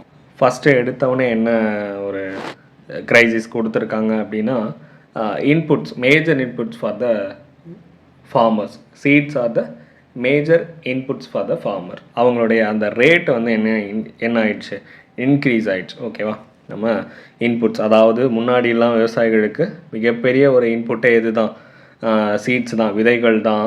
ஆனால் லிபரலைசேஷனுக்கு முன்னாடி விவசாயிகள் எல்லாமே கவர்மெண்ட்டுடைய ஆர்கனைசேஷன்லேருந்து விதைகளை வாங்கிட்டு இருந்தாங்க. ஓகேவா? அதை தான் சொல்லியிருக்காங்க, விதைகளே மிகப்பெரிய உள்ளீடாகும். எல்பிஜிக்கு முன்னாடி, லிபரலைசேஷனுக்கு முன்னாடி மாநில அரசாங்க நிறுவனங்கள்லேருந்து விதைகள், நம்ம சீட்ஸை வந்து வாங்கிட்டு இருந்தாங்க. இதுக்கு ஒரு அமைப்பு கூட இருக்கும், டான்செடா அப்படின்னு சொல்லுவாங்க. அப்படின்னா அதோடைய ஃபுல் ஃபார்ம் என்ன, எந்த வருஷம் உருவாக்குனாங்க, எதுக்காக இந்த டான்செடா அப்படிங்கிறது உங்களுக்கான கொஷின். அப்போ கவர்மெண்ட் இருக்கிறதுலேருந்து வாங்கிட்டு இருந்தாங்க. அவங்களே தரமான விதைகளை வந்து தரமும் விலையும் நிர்ணயிக்க முழு பொறுப்பு கவர்மெண்ட்டே. அதாவது இன்னும் சிம்பிளாக சொல்லணும் அப்படின்னா, முன்னாடியெல்லாம் வீட்டில் செடியிலிருந்தே விதைகளை எடுத்து அவங்க பொருள் வளர்த்துறாங்கன்னு வச்சுக்கோங்களேன், ஏதோ ஒரு காய்கறி, அதுலேருந்து விதைகளை எடுத்து திரும்ப அதைவே நட்டு வைக்கிற மாதிரி ஈஸியாக கிடச்சிது. ஆனால் நமக்கு லிபரலைசேஷன், தாராளமயமாக்கினதுக்கப்புறம் சந்தை, நம்ம லிபரலைசேஷன் மூலியமாக இந்தியாவுடைய விதைகள் என்ன ஆயிடுச்சு, உலகளாவிய ஓப்பன் மார்க்கெட்டுக்கு வந்து போக ஆரம்பிச்சிருச்சு. ஓகேவா? அப்போ நிறைய ரெஸ்ட்ரிக்ஷன் விட்டதுனால அதை என்ன பண்ண ஆரம்பிச்சிட்டாங்க, கிராஸ் பண்ண ஆரம்பிச்சிட்டாங்க. ஓகேவா? ஹைப்ரிட் பண்ண ஆரம்பிச்சிட்டாங்க. அப்போ ஹைப்ரிட் பண்ணதுனால நமக்கு நேரடியான விதைகள், தரமான குவாலிட்டியான சீட்ஸோ இல்லை நம்ம உடனடியாக வாங்க முடியாத ஒரு சூழ்நிலைக்கோ போயிடுச்சு. நம்ம வேறு ஒரு கடையில் இருந்தோ இல்லை வேறு ஒரு நிறுவனத்திட்ட இருந்தோ வாங்க வேண்டிய சூழலுக்கு தள்ளப்பட்டுட்டோம் அப்படிங்கிறத சொல்கிறாங்க. அப்போ கட்டுப்பாடுகள் தளர்ந்தப்பட்டதால் 2003ஆம் ஆண்டு பல மாநில நிறுவனங்கள் மூடப்பட்டன அப்படின்னு சொல்கிறாங்க. உழவர்கள் வந்து பாதிக்கப்பட்டுச்சு. ஏன் அப்படின்னா அதோடைய ப்ரைஸ் எல்லாமே இன்க்ரீஸ் ஆகிடுச்சு. ஓகே, இது ஒரு போலி விதைகள் நிறையா. இப்போ கவர்மெண்ட்டுக்கிட்ட இருந்தப்போ குவாலிட்டியான சீட்ஸ் வந்து கிடச்சிது. ஏன்னா கவர்மெண்ட் தான் அதுக்கான ரெஸ்பான்சிபிள். ஸோ கவர்மெண்ட் ரொம்ப ரெஸ்பான்சிபிள் எடுத்து கரெக்டாக வந்து ஃபாலோ பண்ணுவாங்க. அதோடைய என்னென்னலாம் ரெகுலேஷன் இருக்கோ, ப்ரோட்டோகால்ஸ் இருக்கோ, அது எல்லாத்தையுமே கரெக்டாக ஃபாலோ பண்ணுவாங்க. ஆனால் இது ஓப்பன் மார்க்கெட்டுக்கு வந்ததுக்கப்புறம் கிராஸ் பண்ண ஆரம்பிச்சிட்டாங்க, ஹைப்ரிட் பண்ண ஆரம்பிச்சிட்டாங்க, அதனுடைய ரேட் இன்க்ரீஸ் ஆகிடுச்சு. இதுதான் லிபரலைசேஷனுடைய ஒரு பெரிய நெகட்டிவ். நம்ம என்ன தான் ஒரு பக்கம் வந்து எல்பிஜி அப்படிங்கிறது ஒரு பாசிட்டிவ், நமக்கு நிறையா ஓப்பன் எக்கனாமி கொண்டு வந்துருச்சு அப்படின்னாலும் அக்ரிகல்ச்சர் தான் அங்கேயும் பாதிக்கப்படுது ஃபஸ்ட்டு எடுத்ததுமே. ஓகேவா? ரெண்டாவது, ரிடக்ஷன் இன் அக்ரிகல்ச்சரல் சப்சிடிஸ், மானிய விலைகளை அரசு வந்து குறைச்சிட்டாங்க. இப்போ இன்னும் நமக்கு சிம்பிளாக புரியணும்னா நம்ம எல்பிஜி கேஸ் சிலிண்டர் இருக்குல்ல, அதோடைய மானியம் சப்சிடியை கவர்மெண்ட் குறைச்சிட்டாங்கன்னா நம்ம பேமெண்ட் வந்து அதிகமாக பே பண்ணுற மாதிரி இருக்கும். அதே தான் இங்கே. அப்போ உரங்களோடைய கொடுத்துட்டு இருந்த கவர்மெண்ட்டோடைய சப்சிடி மானியங்களை வந்து குறைச்சிட்டாங்கன்னா விவசாயிகள் வந்து இன்னும் அதிகமாக பே பண்ண வேண்டியதாக இருந்துச்சு. அதை தான் இங்கே சொல்லியிருக்காங்க. இது சும்மா நம்ம சொல்லியிருக்காங்க ஏற்றுமதி நோக்கத்தோட எக்ஸ்போர்ட் பண்ணுறதுக்காக நம்ம மிளகாய், பருத்தி, புகையிலை, டொபாக்கோ, காட்டன் இந்த மாதிரிலாம் போட்டுருந்துருக்காங்க. ஊடுபயிர் அப்படின்னா நமக்கு தெரியும்ல, ஊடுபயிர்னா இன்டர் கிராப்பிங்னு சொல்லுவாங்க. ஓகே, அதாவது இப்போ நெல்லே ஒரு பக்கம் போட்டுட்ருக்காம இடையில வந்து உளுந்து இந்த மாதிரிலாம் நமக்கு போடும் போது என்ன ஆகும்னா அந்த மண்ணில் நைட்ரஜன் வந்து நமக்கு மண்ணுக்கு போகும். அப்போ இந்த மாதிரி கிராப் மாற்றி மாற்றி போடும் போது ஒரே மினரல்ஸை வந்து அந்த செடி வந்து மண்ணிலேருந்து உறிஞ்சு அந்த மினரல் வந்து ரொம்ப கம்மியாக இருக்கும். அப்போ அதனால தான் நம்ம யூரியா இந்த மாதிரி பொட்டாசியம், என்பிகே இந்த மாதிரி உரங்கள், ஃபெர்டிலைசர்ஸ்லாம் நம்ம யூஸ் பண்ணுறோம். அதனால் இன்டர் கிராப்பிங் பண்ணுறதுக்காக நிறைய இன்டர் கிராப்பிங் பண்ணிட்டு இருந்தாங்க. எல்பிஜி கொண்டு வந்ததுக்கப்புறம், எல்பிஜி பாலிசி கொண்டு வந்ததுக்கப்புறம் ஃபெர்டிலைசர்ஸ் இந்த மாதிரி மானியங்கள் நமக்கு அது உர மானியம், ஃபெர்டிலைசர்ஸ் கொடுத்த சப்சிடிஸ் எல்லாமே குறைச்சிட்டாங்க. அதனால் என்னாச்சு அப்படின்னா உரங்களோ ஃபெர்டிலைசரோடைய ரேட் பாருங்களேன், அதாவது 100 ரூபாய்ன்னு இருந்தது இப்போ என்ன ஆயிடுச்சு 300% அதிகரித்து சேல் பண்ண ஆரம்பிச்சிட்டாங்க அப்படின்னு சொல்கிறாங்க. அப்போ மின் கட்டணம், எலக்ட்ரிசிட்டியும் வந்து உயர்ந்துருச்சு. நம்ம 1989 முதல்ல 83 தமிழ்நாட்டில் வந்து இரிகேஷனுக்கு எம்ஜிஆரோடைய பீரியடில் வந்து ஃப்ரீ கொடுத்துருந்துருப்பாங்க. அடுத்து 89 அறிவித்து 90 கலைஞருடைய பீரியடில் நமக்கு விவசாயிகளுக்கு, அதாவது சிறிய விவசாயிகளுக்கு முழுமையாக வந்து இலவச மின்சாரம் அப்படிங்கிறது அறிவிச்சிருப்பாங்க. இது தமிழ்நாட்டுடைய நிலைமை. அப்போ வந்து இந்தியாவில் என்ன சொல்ல வராங்கன்னா மின் கட்டணங்களும் அதிகமாச்சு. அதுக்கப்புறம் வேளாண் பொருட்களுடைய விலையும் வந்து அந்தளவுக்கு, அதாவது வேளாண் பொருட்களுடைய விலை அந்தளவுக்கு உயரலை அப்படின்னு சொல்கிறாங்க. அதாவது விவசாயிகள் இன்புட்ஸ் நம்ம மின்சாரம் அவங்களுடைய எலக்ட்ரிசிட்டி வந்து அதிகமாயிடுச்சு, உரங்கள் ஃபெர்டிலைசர்ஸ் வந்து அதிகமாயிடுச்சு அப்படின்னா அவங்க பண்ணுற ப்ராடக்ட் கடைசியாக அவங்க ஈல்டு எடுக்கிற பொருளுடைய ரேட்டும் அதிகமாகணுமா இல்லையா? அப்போ தானே அவங்களுக்கு ப்ராஃபிட் ஆகும். இங்கே அது என்ன ஆகுதுன்னா அப்படியே தலைகீழாக அவங்க வாங்குகிற ஃபெர்டிலைசர்ஸு, எலக்ட்ரிசிட்டி மட்டும் அதிகமாகிருக்கு. ஆனால் விற்கிறது அவங்க ஆரம்பத்தில் என்ன ரேட்டுக்கு விற்றாங்களோ திரும்ப அதே ரேட்டுக்கு விற்க வேண்டிய சூழ்நிலை தான் இருந்துச்சு அப்படிங்கிறது சொல்கிறாங்க. அப்போ இது பாவம் தானே. அடுத்து இம்போர்ட் பண்ணுறதுக்கான சுங்கவரி, கஸ்டம் டேக்ஸ் அது இதுன்னு சொல்கிறாங்க. உலகமயமாதல்னால, குளோபலைசேஷனால் இறக்குமதி மேலே விதிக்கப்பட்ட வரிகள் எல்லாமே நமக்கு குறைச்சிட்டாங்க அப்படின்னு சொல்கிறாங்க. அதாவது 2001 1500க்கு மேலே பொருட்களுக்கு இம்போர்ட் பண்ணுறதுக்கான கட்டுப்பாடுகள், ரெஸ்ட்ரிக்ஷன் வந்து இருந்துச்சு. அதை நீக்கிட்டாங்களாம். 1500 பொருட்களுக்கு வந்து ரெஸ்ட்ரிக்ஷன், இதெல்லாம் வாங்கக்கூடாது அப்படின்னு இருந்திருக்கு, அதெல்லாம் நீக்கிட்டாங்க. அப்போ எல்லாம் இம்போர்ட் பண்ண ஆரம்பிச்சு பொருட்கள் நம்ம மார்க்கெட்டில் நிறைய பொருட்கள் வர ஆரம்பிச்சிருச்சு. இதனால் நம்ம இங்கேருந்து பண்ணுற காட்டன், மிளகு, பெப்பர் இந்த மாதிரி பயிர்களுடைய விலை வந்து குறைஞ்சிருச்சு. நம்ம இம்போர்ட் பண்ண ஆரம்பித்ததுனால நம்ம உள்ளூர் பொருட்களுடைய ரேட் வந்து ரொம்ப குறைஞ்சிருச்சு அப்படிங்கிறது சொல்கிறாங்க. ஓகே, அதுக்கப்புறம் கடன் வசதிகளை நிறுத்தி வைத்தல், அது என்னது? அப்போ கிரெடிட்லாம் கொடுத்துட்டு இருந்தாங்க. 91க்கு அப்புறம் நேஷனலைசேஷன் பண்ணதுக்கப்புறம் பேங்க்ஸ் எல்லாமே, வணிக வங்கிகள் அவங்க கடன் கொடுக்குற விவசாயிகளுக்கு கடன் கொடுக்கறதுக்கு வேளாண்மைக்கு போதுமான கடன் உதவி அளிக்கவில்லை. அப்போ அதனால் என்ன ஆயிடுச்சு, அதிகமான வட்டிக்கு மணி லெண்டர்ஸ்ட்டை விவசாயிகள் போக வேண்டிய நிலைமை மறுபடியும் வந்துருச்சு அப்படிங்கிறத சொல்கிறாங்க. ஓகே, அப்போ எல்பிஜி கொண்டு வந்ததுனால நிறையா இவ்வளவு விவசாயிகள்னால நிறையா விவசாயத்தில் நிறையா ப்ராப்ளம் வந்து ஃபேஸ் பண்ணியிருக்கிறாங்க. இதுதான் முக்கியமானது. இது சும்மா ஜென்ரலாக நம்ம நோட் பண்ணி ஞாபகம் வச்சுக்கிற அளவு பாயிண்ட்லாம் எல்லாம் கிடையாது. சும்மா ஜென்ரலாக வந்து இருக்குது, நம்மளும் அதே மாதிரி படிச்சுக்க வேண்டியது தான்.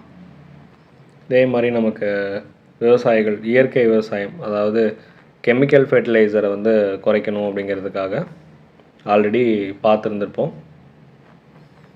பிரணம் எந்த வருஷம் திட்டம், இந்த பிரணம் திட்டம் எந்த வருஷம் கெமிக்கல் ஃபெர்டிலைசரை குறைக்கிறதுக்காக இந்த திட்டம் கொண்டு வந்தாங்க. அதே மாதிரி கைவினை பொருட்கள் இந்த மாதிரிலாம் ஒரு மாவட்டத்துக்கு ஒரு பொருள் சிறப்பாக பயன்படுத்தணும் அப்படிங்கிறதுக்காக ஓடிஓபின்னு சொல்லுவாங்க. இதெல்லாம் நம்ம ஆல்ரெடி சொன்னது தான். 1 district 1 product. Okay, 1 district 1 product அப்படிங்கிற திட்டம் கொண்டு வந்தோம். இது எந்த வருஷம், இதெல்லாம் உங்களுக்கான. அடுத்து ட்ரேட் ரீஃபார்ம், என்னென்ன வந்து வணிகம் சீர்திருத்தம் வந்து பண்ணியிருக்காங்க அப்படின்னு சொல்கிறது. ட்ரேட் ரீஃபார்ம் 1991க்கு முதல் என்னென்னலாம் ட்ரேட் ரீஃபார்ம் பண்ணியிருக்காங்க. 91க்கு அப்புறம் நமக்கு இறக்குமதி இம்போர்ட் பண்ணுறது நிறைய ரெகுலேட் இருந்துச்சு. 91க்கு முன்னாடி 92லேருந்து அதுக்கான ஒரு லிஸ்ட்டை விட்டு ரெடி பண்ணி வச்சுருந்துருப்பாங்க. New trade policy. Okay, new trade policy படி நமக்கு அப்போதை ஒரு சில பொருட்கள்லாம் வந்து தடை விதிச்சிருந்திருப்பாங்க. இம்போர்ட் பண்ணக்கூடாது அப்படின்னு சொல்லிட்டு 71 பொருட்களுக்கு மட்டும்தான் தடை செய்யப்பட்ட பட்டியலில் இருந்திருக்கு அப்படின்னு சொல்கிறாங்க. ஓகே, முன்னாடியெல்லாம் வந்து ஒரு காரோ நம்ம ஃபாரின்லேருந்து ஒரு காரோ மொபைல் ஃபோனோ வாங்கணும் அப்படின்னா கவர்மெண்ட்டோடைய பெர்மிஷன் வாங்கி அதுக்கப்புறம் கொண்டு வர மாதிரி இருந்துச்சு. ஆனால் இன்றைக்கி அமெரிக்காவில் இருக்கக்கூடிய ஒரு கம்பெனி அமேசான் கம்பெனிலேருந்து நம்ம ஈஸியாக வந்து வெப்சைட் மூலயமா நம்ம அமேசான் வெப் போர்ட்டல் இந்த ஒரு சாஃப்ட்வேர்லேருந்து நம்ம ஈஸியாக ஆர்டர் பண்ணிடுறோம்ல. அப்போ வேறு ஒரு நாட்டில் இருந்தோ இல்லை வேறு ஒரு இந்தியாவில் ஒரு பகுதியில் இருந்தோ இருக்கிற ஒரு பொருள் நம்ம ஈஸியாக ஆன்லைனில் ஆர்டர் பண்ணுறது தான் நமக்கு இப்போ கொண்டு வந்தது. இதெல்லாம் முன்னாடி வந்து கவர்மெண்ட்டோட பெர்மிஷன் வாங்கி நம்ம கொண்டு வர மாதிரி இருந்துச்சு. அப்போ இப்போ வந்து என்ன பண்ணிட்டாங்க, ஈஸியாக வந்து நியூ ட்ரேட் பாலிசி மூலியமாக ரீஃபார்ம் பண்ணி ஈஸியாக நமக்கு கிடைக்கிற மாதிரி கொண்டு வந்துட்டாங்க. அதுக்கப்புறம் ரிமூவல் ஆஃப் குவான்டிடேட்டிவ் ரெஸ்ட்ரிக்ஷன் அப்படின்னு சொல்லுவாங்க. அது என்ன ரிமூவல் ஆஃப் குவான்டிடேட்டிவ் ரெஸ்ட்ரிக்ஷன் அப்படின்னா அளவு கட்டுப்பாடுகள் நீக்கம். நம்ம 2001 வச்சுக்கோங்களேன், 2001 தான் இது பண்ணாங்க. முன்னாடி வந்து ஒரு 10 ஆப்பிள்னா எக்ஸாம்பிள் சொன்னோன்னா ஒரு 10 ஆப்பிள் தான் நம்ம இம்போர்ட் பண்ணணும் அப்படிங்கிறது சொல்கிறாங்க. ஆனால் இப்போ அதெல்லாம் நீக்கிட்டு 2001 அதை நீக்கிட்டு நீங்கள் எவ்வளோ ஆப்பிள்ஸ்னாலும் நம்ம இம்போர்ட் பண்ணிக்கலாம், ஆனால் அதுக்கு வரி மட்டும் வந்து கட்டினா போதும் அப்படிங்கிறத சொல்லிட்டாங்க. ஓகே, அப்போ அந்த தடை செய்யப்பட்டதை நீக்கிட்டாங்க, ரெஸ்ட்ரிக்ஷனை வந்து லிபரல் பண்ணி விட்டாங்க. முதல்லன்னா 10 ஆப்பிள் மட்டும்தான் நம்ம இம்போர்ட் பண்ணணும்னு சொன்னாங்க. ஆனால் இப்போ எவ்வளோ நாளும் இம்போர்ட் பண்ணிக்கலாம், ஆனால் அதுக்கான டேக்ஸை மட்டும் பே பண்ணிடுங்க அப்படிங்கிறது தான் இந்த லிபரல் பண்ணது. ஓகேவா, இது ஏன் நம்ம பண்ணணும், ரிமூவல் ஆஃப் குவான்டிடேட்டிவ் ரெஸ்ட்ரிக்ஷன் ஏன் பண்ணணும் அப்படின்னா, நம்ம WTO 1995 நம்ம இந்தியா வந்து ஜாயின் ஆகுது அப்படின்னா, இந்தியா ஜாயின் ஆனதுக்கப்புறம் நம்ம ஒரு சில அவங்க சொல்கிறதையும் நம்ம கேட்கணும்ல. ஏன்னா குளோபல் மார்க்கெட்டுன்னு வந்துட்டோம், இந்தியாவுடைய பொருள் உலகளவில் போகணும், உலகத்தில் இருக்கக்கூடிய பொருள் நம்ம இந்தியாவில் கிடைக்கணும் அப்படின்னா அவங்க சொல்கிற ஒரு சில ரூல்ஸ் அண்ட் ரெகுலேஷனை நம்மளும் ஃபாலோ பண்ணி தான் ஆகணும். அதனால் இம்போர்ட்டில் இருந்த சில ரெஸ்ட்ரிக்ஷன் எல்லாத்தையும் நம்ம நீக்கிட்டோம், லிபரல் பண்ணிட்டோம். ஓகே, இதுவும் லிபரலைசேஷன் குளோபலைசேஷன் எல்பிஜியோடைய ஒரு பாலிசி தானே இதுவும். அப்போ ஏன் நீக்கிறோம், எதுக்காக அப்படிங்கிறது கண்டென்ட் தெரிஞ்சுக்கணும். ஓகே, பேக்ரவுண்ட் தெரிஞ்சால் தான் நம்ம ஈஸியாக ஞாபகம் வச்சுக்க முடியும். அப்போ தான் அந்த உரங்களுக்கான சப்சிடிலாம் குறைச்சாங்க. இப்போல்லாம் யூரியாவுடைய மானியம்லாம் இருக்குது. ஓகேவா, இப்போல்லாம் உரங்களுக்கான மானியம் கொடுத்துட்டு தான் இருக்காங்க. ஃபெர்டிலைசர் சப்சிடி வந்து இப்போவும் கொடுக்குறாங்க. இப்போவும் இந்த மாதிரி வந்து ரெஸ்ட்ரிக்ஷன்லாம் இருக்கா அப்படின்னா எதுக்கு கீழே வரும்னா டிஜிஎஃப்டி கீழே வரும். டிஜிஎஃப்டின்னு சொல்லுவாங்க, டைரக்டரேட் ஜெனரல். ஓகேவா, directorate general of foreign trade, அவங்களுக்கு கீழே தான் வந்து வரும். அப்போ எதுக்காக, பாதுகாப்பு காரணமாகவோ, அதாவது என்விரான்மெண்ட்டு காரணமாகவோ, டிஃபென்ஸ் ரிலேட்டடாகவோ இல்லை என்விரான்மெண்ட்டு காரணமாகவோ நம்ம ஒரு சில பொருட்களுக்கு மட்டும் தடை விதிச்சிருப்பாங்க. எல்லா பொருட்கள்லாம் தடையே இல்லை. ஓகே, மேக்ஸிமம் என்ன தான் பெரும்பாலானது ஓப்பன் ஜெனரல் லைசன்ஸ் தான். ஓகே, ஓப்பன் ஜெனரல் லைசன்ஸ் தான். ஒரு சில பொருட்களுக்கு மட்டும்தான் தடை விதிச்சிருப்போம். தமிழில் வந்து இது வெளிநாட்டு வர்த்தக இயக்குநரகம்னு சொல்லுவாங்க. வெளிநாட்டு வர்த்தக இயக்குநரகம், இதுவும் 1991 தான். Okay, New Delhi. Okay, trade வந்து என்கரேஜ் பண்ணுறதுக்காக ராஜா செல்லையா குழு. அப்போ Raja Chelliah committee recommended reducing the import டியூட்டிஸை வந்து ரெடியூஸ் பண்ண சொல்லியிருக்காங்க.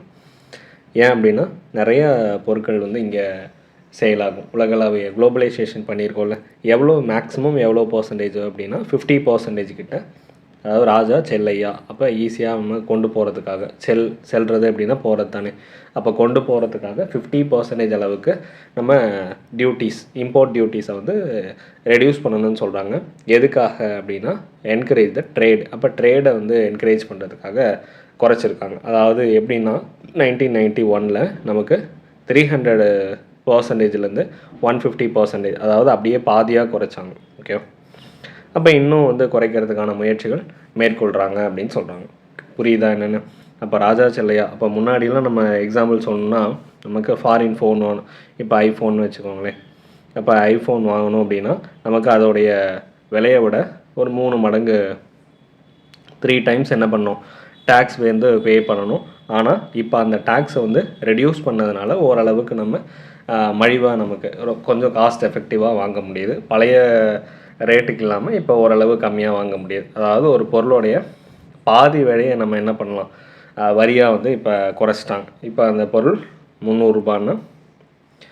150 வந்து வரி பே பண்ணுற மாதிரி வந்து குறைச்சிட்டாங்க. அதனால் என்ன பண்ணாங்க, பெரிய பெரிய வெளிநாட்டு இயந்திரங்கள் மிஷினரிஸ் வந்து நம்ம கம்பெனிஸ்க்கு வாங்க முடியுது. அதனால் ப்ரொடக்ஷன் வந்து அதிகமாக இருக்குது அப்படின்னு இதில் சொல்கிறாங்க. இப்போ நமக்கு இம்போர்ட் அண்ட் எக்ஸ்போர்ட் பாலிசி 2015 தொழில்துறை அமைச்சகம் ministry of industry and commerce 2015 நமக்கு ஏப்ரல் 1 ஒரு 5 வருஷத்துக்கு import and export new policy வந்து ட்ரேட் பாலிசி கொண்டு வந்திருக்கிறாங்க. என்ன பண்ணுறாங்க, அதில் மேக் இன் இந்தியா திட்டம், டிஜிட்டல் இந்தியா. இது உங்களுக்கான கொஷின். மேக் இன் இந்தியாவும் டிஜிட்டல் இந்தியாவும் எந்த வருஷம் அப்படிங்கிறத சொல்லுங்கள். எதுக்காக? இம்போர்ட்டை வந்து அதாவது எக்ஸ்போர்ட்டை அதிகப்படுத்தணும், ப்ரொடக்ஷனை அதிகப்படுத்தணும். அப்படிங்கிறதுக்காக இந்தியாவிலேயே தயாரிக்கலாம், எல்லாமே டிஜிட்டலைஸ்டாக மாற்றுறதுக்கு நமக்கு 2 ஸ்கீம் வந்து தொடங்கியிருக்காங்க. முக்கியமான திட்டம். அதாவது நம்ம ஊர் கைவினை பொருட்கள், நம்ம ஊர் பொருட்களை வெளிநாட்டில் விற்கிறதுக்கான கவர்மெண்ட் வந்து ஊக்கத்தொகை கொடுத்து அதை இன்னும் வந்து ப்ரொடக்ஷன் அதிகப்படுத்தி நம்ம குளோபல் லெவலுக்கு மார்க்கெட் கொண்டு போகிறது தான் வந்து மேக் இன் இந்தியாவும் டிஜிட்டல் இந்தியா திட்டம். அதை டிஜிட்டலைஸ்டாக மாற்றினது, டாக்குமெண்ட்ஸ்லாம் திரும்ப நம்ம ப்ரொடியூஸ் பண்ணாமல் டிஜிட்டலைஸ்டாக மாற்றினது தான் நமக்கு டிஜிட்டல் இந்தியா. உங்களுக்கான கொஷின். இது எந்த வருஷம் கொண்டு வந்தாங்க அப்படிங்கிறது உங்களுக்கான கொஷின். ஓகேவா? நெக்ஸ்ட்டு வந்து இதனுடைய ஃபீச்சர்ஸ் என்னென்ன இருக்குது. ட்ரேட் பாலிசியோடைய ஃபீச்சர் வந்து இது கொஞ்சம் தப்பாக இருக்குது. 25% அளவுக்கு ஏற்றுமதி உதவிகளை குறைக்கணும் அப்படிங்கிறத சொல்கிறாங்க. ஏற்றுமதி உதவிகளை குறைக்கிறது, இது என்ன ஏற்றுமதி உதவிகள் அப்படின்னா, நீங்கள் ஒரு பென்னு தயாரிக்கிறீங்கன்னு வச்சுக்கோங்களேன். அந்த பென் வந்து 10 ருபீஸ் வந்து 10% வந்து டியூட்டி வந்து போடுறாங்க. ஓகே, இப்போ அந்த டியூட்டி, அந்த வரி, டியூட்டினா வரி, அந்த வரியை 2% குறைச்சிட்றாங்கன்னு வைங்க. அப்போ அந்த பேனாவுடைய ப்ரைஸும் வந்து ரெடியூஸ் ஆகும். அதை நம்ம குளோபல் மார்க்கெட்டுக்கும் கொண்டு போகலாம். குளோபல் மார்க்கெட்டில் ஈஸியாக வந்து சேல் ஆகும். குளோபல் லெவலில் நமக்கு அந்த பெண்ணுடைய காஸ்ட் வந்து ரெடியூஸ் ஆகும். இதுதான் வந்து ஏற்றுமதி உதவி. அதாவது ஒரு பொருள் உற்பத்தி பண்ணுறதுக்கு கவர்மெண்ட்டு டைரெக்டாக வந்து சப்சிடிஸ் கொடுப்பாங்க. ஓகே, மானியங்கள் கொடுப்பாங்க. அப்போ அந்த மானியங்களை நம்ம WTO ரூல் படி முறைப்படுத்துறது, ரெகுலேட் பண்ணி அதை செலவு காஸ்ட்டு ரிடக்ஷன் பண்ணுறது, அதாவது ஏற்றுமதி செய்கிறதுக்கு ஆன செலவுகளை குறைக்கிறது மூலியமாக, அதாவது காஸ்ட் ரிடக்ஷன். ஓகே, இப்போ அந்த பொருளை ஏற்றுமதி பண்ணணும் அப்படின்னா அங்கே 50 ரூபா ஆகுது அப்படின்னா அதை 10 ரூபாயாக குறைச்சி கொடுக்கறது தான் இந்த லைனுக்கு உண்டான மீனிங். அப்போ அதுக்கு உண்டான எக்ஸ்போர்ட் பண்ணுறதுக்கு உண்டான காஸ்ட்டை ரிடக்ஷன் பண்ணி ஹெல்ப் பண்ணுறது மூலயமா அந்த பொருள் குளோபல் மார்க்கெட்டுக்கு ரீச் ஆகும் அப்படிங்கிறத சொல்கிறாங்க. இந்த லைன் வந்து டைரெக்டாக ஏற்றுமதி உதவிகளை 25% குறைக்கிறது அப்படிங்கிறது சரியாக மீனிங்கில் இல்லை. அப்போ WTO விதிகளின்படி ஒரு நாடு இன்னொரு நாட்டுக்கு ஏற்றுமதி பண்ணுறாங்க அப்படின்னா அதிகமான நேரடியான சப்சிடி கொடுக்கக்கூடாது. அப்போ அதாவது என்ன பண்ணணும் அப்படின்னா, நேரடியான சப்சிடியை குறைச்சிட்டு அதுக்கு பதிலாக இன்ஃப்ராஸ்ட்ரக்சரும் டியூட்டியும் வந்து நம்ம குறைச்சோம்னாலே அந்த பொருளுடைய ரேட் வந்து குறைஞ்சிரும். புரியுதா என்னென்னு? சப்சிடிஸை வந்து குறைக்கணும். நேரடியாக வந்து அதிகமான சப்சிடிஸ் குறைக்கக்கூடாது. அப்போ என்ன பண்ணணும், அதுக்கு தேவையான இன்ஃப்ராஸ்ட்ரக்சரை டெவலப் பண்ணி தரணும், டியூட்டிஸை வந்து கம்மி பண்ணிடணும். அப்போ இதை குறைச்சிட்டோம்னாலே நமக்கு அந்த பொருளுடைய ரேட்டும் குளோபல் லெவலில் குறையும். அதை தான் இந்த லைனில் வந்து சொல்லியிருக்காங்க. அது கொஞ்சம் புரியாத மாதிரி இருக்குது. ஆக்சுவலாக இது ஏற்றுமதி உதவிகள்னு சொல்லியிருக்கக்கூடாது. ஏற்றுமதி உதவிகள்னு சொல்கிறதுக்கு பதிலாக என்னென்னா, கரெக்டான புரிதல் எப்படி எடுத்துக்கலாம் அப்படின்னா, reducing the cost of exporting. Okay, export பண்ணுறதுக்கான காஸ்ட்டை வந்து ரெடியூஸ் பண்ணுறது. தமிழில் வந்து ஏற்றுமதி செயல்பாடுகளுக்கான செலவுகளை குறைத்தல் அப்படின்னு சொல்லலாம். அப்படி சொன்னோம்னா நமக்கு ஈஸியாக அண்டர்ஸ்டாண்ட் ஆகும். அப்போ ஏற்றுமதி செயல்பாடுகளுக்கான செலவுகளை குறைத்தல். ஆக்சுவலாக இந்த லைன் வந்து அப்படி தான் வரணும். அதுதான் கரெக்டான ஸ்டேட்மெண்ட். ஓகே, அப்போ ஏற்றுமதி பண்ணுறதுக்கான செலவை குறைச்சிட்டா அந்த பொருளுடைய ப்ரைஸும் கண்டிப்பாக காஸ்ட் எஃபெக்டிவாக இருக்கும், பொருளுடைய ப்ரைஸும் குறையும். அந்த லைனுக்கு உண்டான மீனிங் இது தான். ஆக்சுவலாக இதை அப்படியே படித்தோன்னா புரியாது. அப்போ நம்ம மேக் இன் இந்தியா மூலயமா ஏற்றுமதியை பூஸ்ட் எக்ஸ்போர்ட் அப்படின்னு சொல்கிறாங்க. நாட்டுடைய வருமானத்தை அதிகரிக்கும். அதுவே ஏற்றுமதி செலவை ரிடக்ஷன் காஸ்ட்டை வந்து பண்ணுறோம் அப்படின்னா நம்ம பொருள், இந்திய பொருள் குளோபல் லெவலில் மார்க்கெட்டுக்கு போகும். அதுக்கு தான் டிஜிட்டலைசேஷன், டிஜிட்டல் இந்தியா நம்ம கொண்டு வந்திருக்கோம். புரியுதா என்ன சொல்கிறேன்னு? நம்ம ஏற்றுமதி பூஸ்ட் எக்ஸ்போர்ட் அப்படின்னா நம்ம மேக் இன் இந்தியா மூலிமா ஒரு பொருள் நிறைய உற்பத்தி ஆகி அதை எக்ஸ்போர்ட் பண்ணுறோம். அதுவே நம்ம ரிடக்ஷன் இன் காஸ்ட் அப்படின்னா நமக்கு இந்தியாவுடைய பொருள் அதுக்கு காஸ்ட் எஃபெக்டிவாக உலகம் முழுக்க கிடைக்குது. அதுக்கு உண்டான காரணம் டிஜிட்டல் இந்தியா அப்படின்னு சொல்கிறாங்க. ஓகேவா? அப்போ 2வது பாயிண்ட் என்ன சொல்லியிருக்காங்க, முன்னாடிலாம் எக்ஸாம்பிள் சொன்னோன்னா ஒரு ப்ராப்பர்ட்டி ஒன்று வாங்குறோன்னு வச்சுக்கோங்களேன். ஒரு ப்ராப்பர்ட்டியோ ஒரு இண்டஸ்ட்ரியோ வந்து தொடங்கணும் அப்படின்னா நம்ம நேரில் போய் சைன் போட்டு ஒவ்வொரு டைமும் நம்ம அலைய வேண்டியதாக இருக்கும். ஒவ்வொரு டாக்குமெண்ட்ஸும் ஒவ்வொரு முறையும் நம்ம சப்மிட் பண்ண வேண்டியதாக இருக்கும். ஆனால் இப்போ நமக்கு ஓடிபி, ஆதார் இந்த மாதிரிலாம் நமக்கு வந்துருச்சுல்ல. ஓடிபி, ஆதார், டிஜிட்டல் சிக்னேச்சர் வந்துருச்சு. அப்போ டிஜிட்டலாக சைன் பண்ணாலே போதும். இந்த மாதிரிலாம் வந்துருச்சு. அப்போ நம்ம நேரில் போக வேண்டியது குறைக்குது. இதே மாதிரி தான் ஏற்றுமதியாளர்கள், எக்ஸ்போர்ட்டர்ஸ் வந்து நம்ம ஆஃபீஸை வந்து நேரடியாக போகாமல் வீட்டில் இருந்தே அவங்களுடைய டாக்குமெண்ட்ஸை டிஜிட்டலைஸ் மூலியமாக நமக்கு சைன் வந்து பண்ணிக்கலாம் அப்படிங்கிறத சொல்கிறாங்க. அப்போ அதுதான் டிஜிட்டல் இந்தியாவுடைய தாக்கம். இப்போ டிஜிட்டல் இந்தியா கொண்டு வந்ததுலேருந்து நமக்கு எல்லாமே கைபேசி செயலி, மொபைல் அப்ளிகேஷன் மூலியமாகவே நம்ம எல்லாமே பண்ணிக்கலாம் அப்படின்னு சொல்கிறாங்க. அக்கௌண்ட்ஸ்லேருந்து எல்லாமே டிஜிட்டலைஸ்டாக வந்து தயாரிக்கப்படுது அப்படின்னு சொல்கிறாங்க சைன் மூலயமா. இதுதான் டிஜிட்டல் டாக்குமெண்டேஷன் அப்படின்னு சொல்லுவாங்க. Digital documentation. அடுத்து வந்து நமக்கு நோ ரிப்பீட்டேஷன் ஆஃப் டாக்குமெண்ட்ஸ்.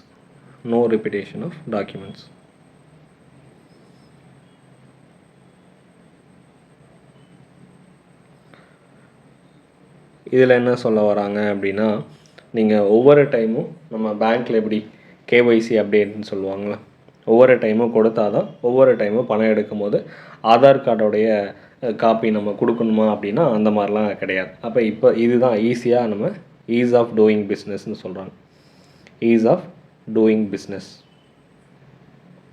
அப்போ கேஒய்சி அப்டேட்டுக்கு நமக்கு ஒவ்வொரு டைமும் ஆதார் கார்டோடைய ஜெராக்ஸ் வந்து நம்ம கொடுக்கணுமா அப்படின்னா அதோடைய நகலை நம்ம கொடுக்க வேண்டிய தேவையில்லை. அப்போ அந்த மாதிரி நமக்கு ஒவ்வொரு டைமும் டிஜிட்டல் இந்தியா வந்ததுக்கப்புறம் எல்லாமே ஆன்லைனில் ஸ்டோர் பண்ணி வச்சுருப்பாங்க. அப்போ எக்ஸ்போர்ட்டர்ஸோ இம்போர்ட்டர்ஸோ அவங்களுடைய ஒரிஜினல் டாக்குமெண்ட்ஸை திரும்ப திரும்ப நம்ம ஒப்படைக்கணும் அப்படிங்கிற அவசியம் கிடையாது. அதுதான் ஈஸ் ஆஃப் டூயிங் பிஸ்னஸ் அப்படிங்கிறத சொல்கிறாங்க. No repetition of documents. அதே மாதிரி நமக்கு செக்யூரிட்டி அண்ட் டிஃபென்ஸ் எக்ஸ்போர்ட். ஓகேவா? Security and defence export. அப்போ என்ன பண்ணோம், பாதுகாப்பு, இராணுவ கிடங்கு இந்த மாதிரியான விஷயங்கள். அப்போ மிலிட்ரி சம்மந்தமாக இருக்கக்கூடிய விஷயங்கள், ஆர்டிலரிஸ், இந்த மாதிரி விண்வெளி, அணு ஆற்றல், ஸ்பேஸு, நம்ம அட்டாமிக் பவர், இதுக்கெல்லாம் வந்து கோரிக்கை நம்ம டிமாண்ட் வைக்கிறது 24 மந்த்ஸாக வந்து இன்க்ரீஸ் பண்ணியிருக்காங்க. அப்போ இதுக்கு முன்னாடி ஒரு 2 மந்த்ஸ்னு வச்சுக்கோங்களேன். அந்த 2 மந்த்ஸுக்கு ஒவ்வொரு டைமும் கவர்மெண்ட்டுக்கிட்ட நம்ம பர்மிஷன் வாங்கணும். சாதாரணமாக பொருளை விட நம்ம டிஃபென்ஸ் ரிலேட்டடாக ஒரு பொருளோ இல்லை ஸ்பேஸுடைய ஒரு பார்ட்ஸோ நம்ம தயாரிக்கிறோம் அப்படின்னா ஒவ்வொரு டைமும் கவர்மெண்ட்டுக்கிட்ட பர்மிஷன் வாங்கணுமா அப்படின்னா வாங்க தேவையில்லை. அந்த பர்மிஷன் 2 இயர்ஸ்க்கு, ஓகேவா, 24 மந்த்ஸுக்கு வந்து கொடுத்துட்டாங்க. அப்போ அந்த 24 மந்த்ஸ் வரைக்கும் நம்ம தயாரிச்சுக்கலாம். ஒவ்வொரு முறையும் நம்ம கவர்மெண்ட்டுக்கிட்ட பர்மிஷன் வாங்க வேண்டியதில்லை. இதெல்லாம் பாசிட்டிவ் தான். அப்போ வேர்ல்டு லெவலில் நம்மளுடைய வேர்ல்டு ட்ரேடில் இந்தியாவுடைய பர்சன்டேஜாக 3% 2020க்குள்ளே நம்ம ஏற்றுமதி இறக்குமதி, அதாவது இம்போர்ட் எக்ஸ்போர்ட்டை 2 டைம்ஸாக வந்து மாற்றிருக்கணும் அப்படிங்கிறத சொல்கிறாங்க, எதிர்பார்க்கப்படுறோன்னு சொல்கிறாங்க. அப்போ இந்தியாவுடைய பொருள் நம்ம அதாவது விற்பனையை 2 மடங்காக வந்து கொண்டு வந்திருக்கணும்னு சொல்கிறாங்க. ஆனால் இப்போதைக்கு 2.5% கிட்ட இருக்கோம், ரீச் பண்ணியிருக்கோம். இன்னும் இதெல்லாம் இன்க்ரீஸ் ஆகிருக்கும். ஓகே, நான் கரண்ட் அஃபேர்ஸ் வச்சு நான் சொல்கிறேன், அப்ராக்சிமேட்டாக நான் சொல்கிறேன். அப்போ 3% இன்னும் நம்ம ரீச் ஆகலை. ஓகே, டபுள் டைமாக மாற்றிருக்கணுங்கிறது சொல்கிறாங்க. அடுத்து ஒரு முக்கியமான கான்செப்ட் வந்து ஸ்பெஷல் எக்கனாமிக் ஜோன், செஸ் அப்படின்னு சொல்லுவாங்க. அதாவது இப்போ எக்ஸாம்பிள் சொல்லணுன்னா ஒரு இண்டஸ்ட்ரி தொடங்கணும்னு வச்சுக்கோங்களேன், 10 ஆஃபீஸ்க்கு நம்ம போகணும் பெர்மிஷன் வாங்குறதுக்கு. 10 கவர்மெண்ட் ஆஃபீஸுக்கு போய் ஒவ்வொரு ஆஃபீஸ்லேயும் நம்ம போய் நேரில் போய் பெர்மிஷன் வாங்க வேண்டிய ஒரு சூழல் இருந்துச்சு. ஸ்பெஷல் எக்கனாமிக் ஜோன் கொண்டு வந்ததுக்கப்புறம் அனுமதி வழங்குறது, லைசன்ஸ் கொடுக்கறது, ரெஸ்ட்ரிக்ஷன், இன்ஃப்ராஸ்ட்ரக்சரில் இருந்த வசதியின்மை, குறைபாடுகள், கம்மியான ஃபண்டு தான் இருந்துச்சு. இது அத்தனையும் சமாளிக்கிறதுக்காக நேரடி முதலீட்டை ஈர்க்கிறது, ஃபாரின் டைரக்ட் இன்வெஸ்ட்மெண்ட், இதெல்லாம் சமாளிக்கிறதுக்காக 2000 நமக்கு ஏப்ரலில் ஸ்பெஷல் எக்கனாமிக் ஜோன் அப்படிங்கிறது ஒன்று உருவாக்குனாங்க. ஓகேவா? அப்போ அதெல்லாம் இல்லாமல் சிங்கிள் விண்டோ, ஒரே இடத்துல நம்ம எல்லா பெர்மிஷனையும் வாங்கிடலாம். ஓகேவா? லைசன்ஸ் வந்து வாங்குறதுக்கான ஒரு பிளேஸ் தான் இது. இப்போ இந்த கான்செப்ட் எங்கேருந்து கிடச்சிது? இதுக்கு முன்னாடி இபிஇசட்னு சொல்லுவாங்க. ஓகேவா? அப்போ நமக்கு இபிஇசட் அப்படின்னா எக்ஸ்போர்ட் ப்ராசஸிங் ஜோன் 1965 கான்ட்லாவில் உருவாக்கியிருந்தாங்க. ஏஷியாலேயே ஃபஸ்ட்டுங்க. இதுதான் ஏஷியாலேயே ஃபஸ்ட்டு வந்து இதுதான் எக்ஸ்போர்ட் ப்ராசஸிங் ஜோன். அதாவது ஏற்றுமதி செயலாக்க மண்டலம்னு தமிழில் சொல்லுவாங்க. ஏற்றுமதி செயலாக்க மண்டலம் அது என்னங்கிறது டீட்டெயிலாக பார்ப்போம். ஸ்பெஷல் எக்கனாமிக் ஜோனுக்கும் இபிஇசட்டுக்கும் உள்ள டிஃப்ரென்ஸ் பார்த்தா தான் நமக்கு கொஞ்சம் அண்டர்ஸ்டாண்ட் ஆகும். எப்போ தொடங்கினாங்கிறது ஃபஸ்ட்டு தெரிஞ்சு வச்சுக்கோங்க. 1965 ஏஷியாலே ஃபஸ்ட்டு காண்ட்லாவில் தொடங்கினாங்க இபிஇசட். அது சக்ஸஸ் ஆனதுக்கப்புறம் 2000லேருந்து நமக்கு ஸ்பெஷல் எக்கனாமிக் ஜோனை வந்து ஃபாலோ பண்ணோம். யாரை ஃபாலோ பண்ணோம்? சைனாவை ஃபாலோ பண்ணியிருக்கோம். ஓகேவா? நமக்கு இது கூட புரியாமல் இருந்திருக்கலாம் அந்த 24 மந்த்ஸுங்கிறது. இப்போ ஜென்ரல் கூட்ஸ் வந்து உருவாக்குறாங்கன்னு வச்சுக்கோங்களேன். ஜென்ரல் கூட்ஸு அது ஈஸியாக வந்து ஷார்ட் டேர்மில் வந்து உருவாக்கிடலாம். அப்போ ஷார்ட் டேர்மில் உருவாக்கணுன்னா அதுக்கான கவர்மெண்ட்டுக்கிட்ட பெர்மிஷன் வாங்குறது அனுமதி காலம் கொஞ்ச நாள் தான் கொடுப்பாங்க. ஆனால் நமக்கு டிஃபென்ஸ் கூட்ஸ் எல்லாம் உருவாக்குறாங்க அப்படின்னா நமக்கு குறிப்பிட்ட காலத்துக்குள்ளே நம்ம உருவாக்க முடியாது. ஒரு 6 மந்த்தோ இல்லை 2 மந்த்தோ இந்த மாதிரிலாம் ஒரு ராக்கெட்டோ இந்த மாதிரி உருவாக்குறாங்க. ஒரு லான்ச்சர் இந்த மாதிரி பீரங்கி.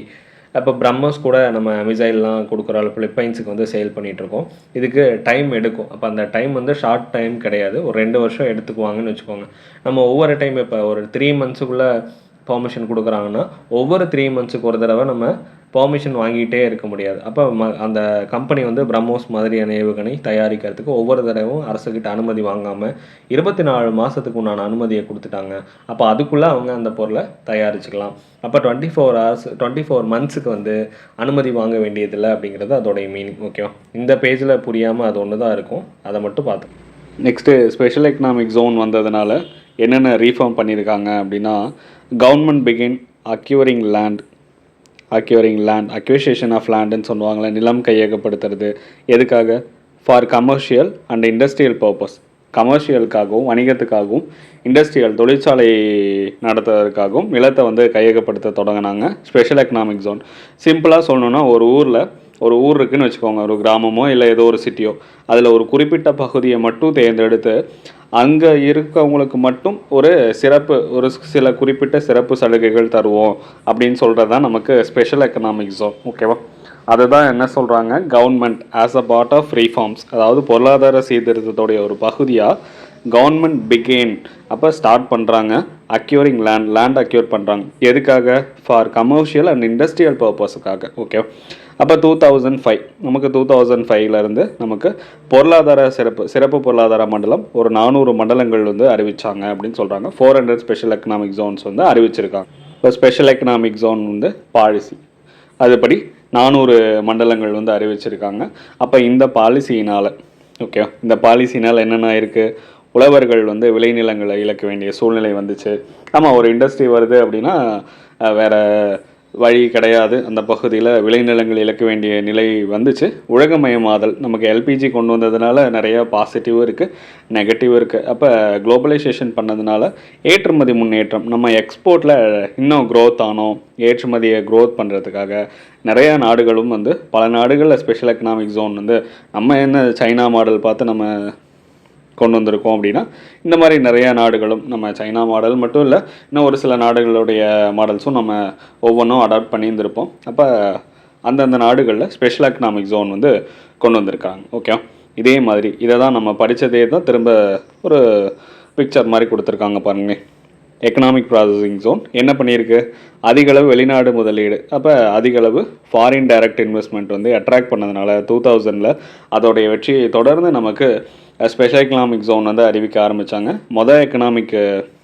எக்ஸ்போர்ட் ப்ராசஸிங் ஜோன் எங்கள் காண்ட்லால் அறிமுகப்படுத்தினாங்க. அதுக்கப்புறம் இன்னும் 7 எக்கனாமிக் ப்ராசஸிங் ஜோன் வந்து இருக்குது அப்படிங்கிறத சொல்கிறாங்க. பாம்பே, நொய்டா, சூரத், அதுக்கப்புறம் சென்னை, ஃபால்டா, விசாகப்பட்டினம். ஏஷியாலேயே ஃபஸ்ட்டு எக்ஸ்போர்ட் ப்ராசஸிங் ஜோன் வந்து 1965 காண்ட்லாவில் அறிமுகப்படுத்தியிருக்காங்க அப்படின்னு சொல்கிறாங்க. திரும்ப அதே கண்டென்ட் தான் இருக்குது. எக்ஸ்போர்ட் ப்ராசஸிங் ஜோன் வந்து உருவாக்குனாங்க 1965, ஏஷியாலேயே ஃபஸ்ட்டு நம்ம காண்ட்லா தான் அப்படிங்கிறது சொல்கிறாங்க. ஓகே, அப்போ ஸ்பெஷல் எக்கனாமிக் ஜோன் அப்படின்னா இது என்னென்னா ஏஷியாலே முறையாக ஒரு விஐபி ஏரியா மாதிரி வச்சுக்கோங்களேன். அப்போ இதுதான் முக்கியமானது. அப்போ இங்கே என்ன பண்ணுவாங்க, நிறைய ஸ்பெஷல் எக்கனாமிக் ஜோன் மண்டலங்கள் நிறையா இதுவும் உள்ளடக்கி இருக்குது அப்படின்னு சொல்கிறாங்க. அதாவது தடையில்லா வணிகம், அந்த நம்ம பிரிட்டிஷ் பண்ணாங்களே ஃப்ரீ ட்ரேட் பாலிசி, அந்த மாதிரி லைசன்ஸ் ஃபேர் அப்படின்லாம் சொல்லுவாங்க. அதுக்கப்புறம் எக்ஸ்போர்ட் ப்ராசஸிங் ஜோன் உருவாச்சு. அதுக்கப்புறம் நிறைய தொழிற்பூங்காக்கள், டைடல் பார்க்ஸு, இண்டஸ்ட்ரியல் பார்க்ஸு, அதுக்கப்புறம் பயோ பார்க்ஸ் இந்த மாதிரி நிறையா போர்ட்ஸு இந்த மாதிரி நிறைய உருவாக்கியிருக்காங்கன்னு சொல்கிறாங்க. இதெல்லாம் அந்தளவு பெருசாக முக்கியம் கிடையாது. ஓகே, அந்தளவுக்கு இது நம்ம இம்பார்ட்டன்ட் கொடுக்க வேண்டியதில்லை. எப்போ அந்த டேட்டா ஸ்டாட்டிக் டேட்டா மட்டும் ஞாபகம் வச்சுக்கோங்க. சரி, என்னது ஸ்பெஷல் எக்கனாமிக் ஜோன் கொண்டு வந்ததுனால அதோடைய அப்ஜெக்டிவ் என்ன, எதுக்காக நம்ம கொண்டு வரணும் இந்த மாதிரி, ஓகே அப்படிங்கிறது மட்டும் பார்த்துரும்.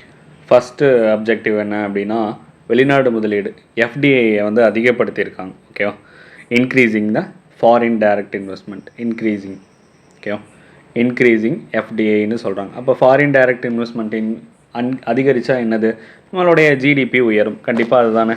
நம்ம ஒரு வெளிநாட்டு கார் கம்பெனி, நம்ம ஹுண்டாய் கம்பெனியோ இல்லை ஃபாரின்லேருந்து ஏதோ ஒரு கம்பெனி நமக்கு இங்கே வருதுன்னு வச்சுக்கோங்க, அவங்களுடைய இண்டஸ்ட்ரியில் இந்தியாவில் தொடங்குறாங்க அப்படின்னா அவங்களுக்கு நம்ம என்ன பண்ணணும், அவங்களுக்கான டேக்ஸ் டியூட்டி அதுலேருந்து நமக்கு ஒரு சில ரிலாக்ஸேஷன் கொடுக்கணும். அப்போ அவங்க என்ன பண்ணுவாங்க, நமக்கு வேலை வாய்ப்புகளை உருவாக்கி நம்மளுடைய இங்கேயே நிறையா ப்ரொடக்ஷன் வரும். அப்போ நம்மளுடைய ஜிடிபி வந்து கண்டிப்பாக அதிகமாகும். ஓகே, அடுத்து செகண்ட் வந்து பன்னாட்டு வணிகத்தில் உலக ஏற்றுமதியில் நம்மளுடைய பங்கை வந்து அதிகப்படுத்துறது அப்படின்னு சொல்கிறோம். அதாவது என்னென்னா, increasing our share in international trade. இப்போ ஒரு தொழிற்சாலை தொடங்கியிருக்கிறாங்க, நம்ம இப்போ மேக் இன் இண்டியா பொருளே வச்சுருக்கோம், அந்த ஸ்கீம் தொடங்கியிருக்குன்னு வச்சுருக்கோங்க. அப்போ நம்மளுடைய பொருள் உலக அளவில் அதிகமாக வந்து கிடைக்க ஆரம்பிக்கும். அப்போ நம்ம வேர்ல்டு எக்கானமியில் நம்மளும் ஒரு பார்ட், அது நம்மளுடைய பங்களிப்பு இன்னும் அதிகமாகும் அப்படின்னு சொல்லி பார்த்தோம். நம்ம 2020 பார்த்தோம்ல, உலக பொருளாதாரத்தில் 3% நம்ம இந்தியாவுடைய பங்களிப்பு இருக்கணும் அப்படிங்கிறது பார்த்தோம். அதே தான் இது. ஓகே, மூணாவது கூடுதல் பொருளாதார நடவடிக்கைகள் அப்படின்னு சொல்கிறாங்க. கூடுதல் பொருளாதார நடவடிக்கைகள்னால் creating the additional economy activities. அப்படின்னா ஒரு தொழிற்சாலை வருது அப்படின்னா அதை சுற்றி நிறையா ஹோட்டல்ஸ் வந்து தொடங்குவாங்க, அதை சுற்றி நிறையா தங்கிறதுக்கு எம்ப்ளாயீஸ் தங்கிறதுக்கான ஹாஸ்டல் ஃபெசிலிட்டி வரும், நிறைய இன்ஃப்ராஸ்ட்ரக்சர் டெவலப் ஆகும் சுற்றியும். அப்போ அது மூலியமாகவும் நம்ம அடிஷ்னலாக எக்கனாமிக் ஆக்டிவிட்டீஸ் வந்து டெவலப் ஆகும். ஓகே, நாலாவது வேலை வாய்ப்புகளை உருவாக்குதல். நம்ம ஜென்ரேட்டிங் த எம்ப்ளாய்மெண்ட் ஆப்பர்ச்சுனிட்டிஸ் நம்ம க்ரியேட் பண்ணுறோம். இப்போ ஒரு தொழிற்சாலை தொடங்குறாங்க அப்படின்னா அங்கே இருக்கிற லோக்கலில் யார் யார் இருக்காங்களோ அந்த எம்ப்ளாயீஸுக்கு எல்லாத்துக்கும் ஒரு வாய்ப்பு, ஆப்பர்ச்சுனிட்டி ஏற்படுத்தி கொடுக்கும். கண்டிப்பாக அதுதானே நடக்கும். சுற்றி இருக்கக்கூடிய பகுதிகளில் யார் யாரெல்லாம் வந்து ஒர்க்கிங் பீப்புள்ஸ் இருக்காங்களோ அப்போ அவங்களுக்கான வேலை வாய்ப்புகளை வந்து கொடுக்கும். ஓகே, அடுத்து இன்ஃப்ராஸ்ட்ரக்சர் டெவலப் ஆகும். ஓகேவா, இன்ஃப்ராஸ்ட்ரக்சர்னால் developing the infrastructure facilities, developing infra facilities. ஓகேவா, இப்போ சொன்னது தான். இப்போ ஒரு தொழிற்சாலை வருது அப்படின்னா அதை சுற்றியும் ரோடு வந்து போட்டு தருவாங்க. 24 bars எந்த ஒரு தடையுமே இல்லாமல் நமக்கு எலக்ட்ரிசிட்டி கிடைக்கும். ஒரு அதாவது நம்ம இண்டஸ்ட்ரிக்கு எலக்ட்ரிசிட்டி கிடைக்கும். சுற்றியும் நமக்கு வாட்டர் ஃபெசிலிட்டிஸ்லாம், தண்ணி வசதி எல்லாமே கிடைக்கும்.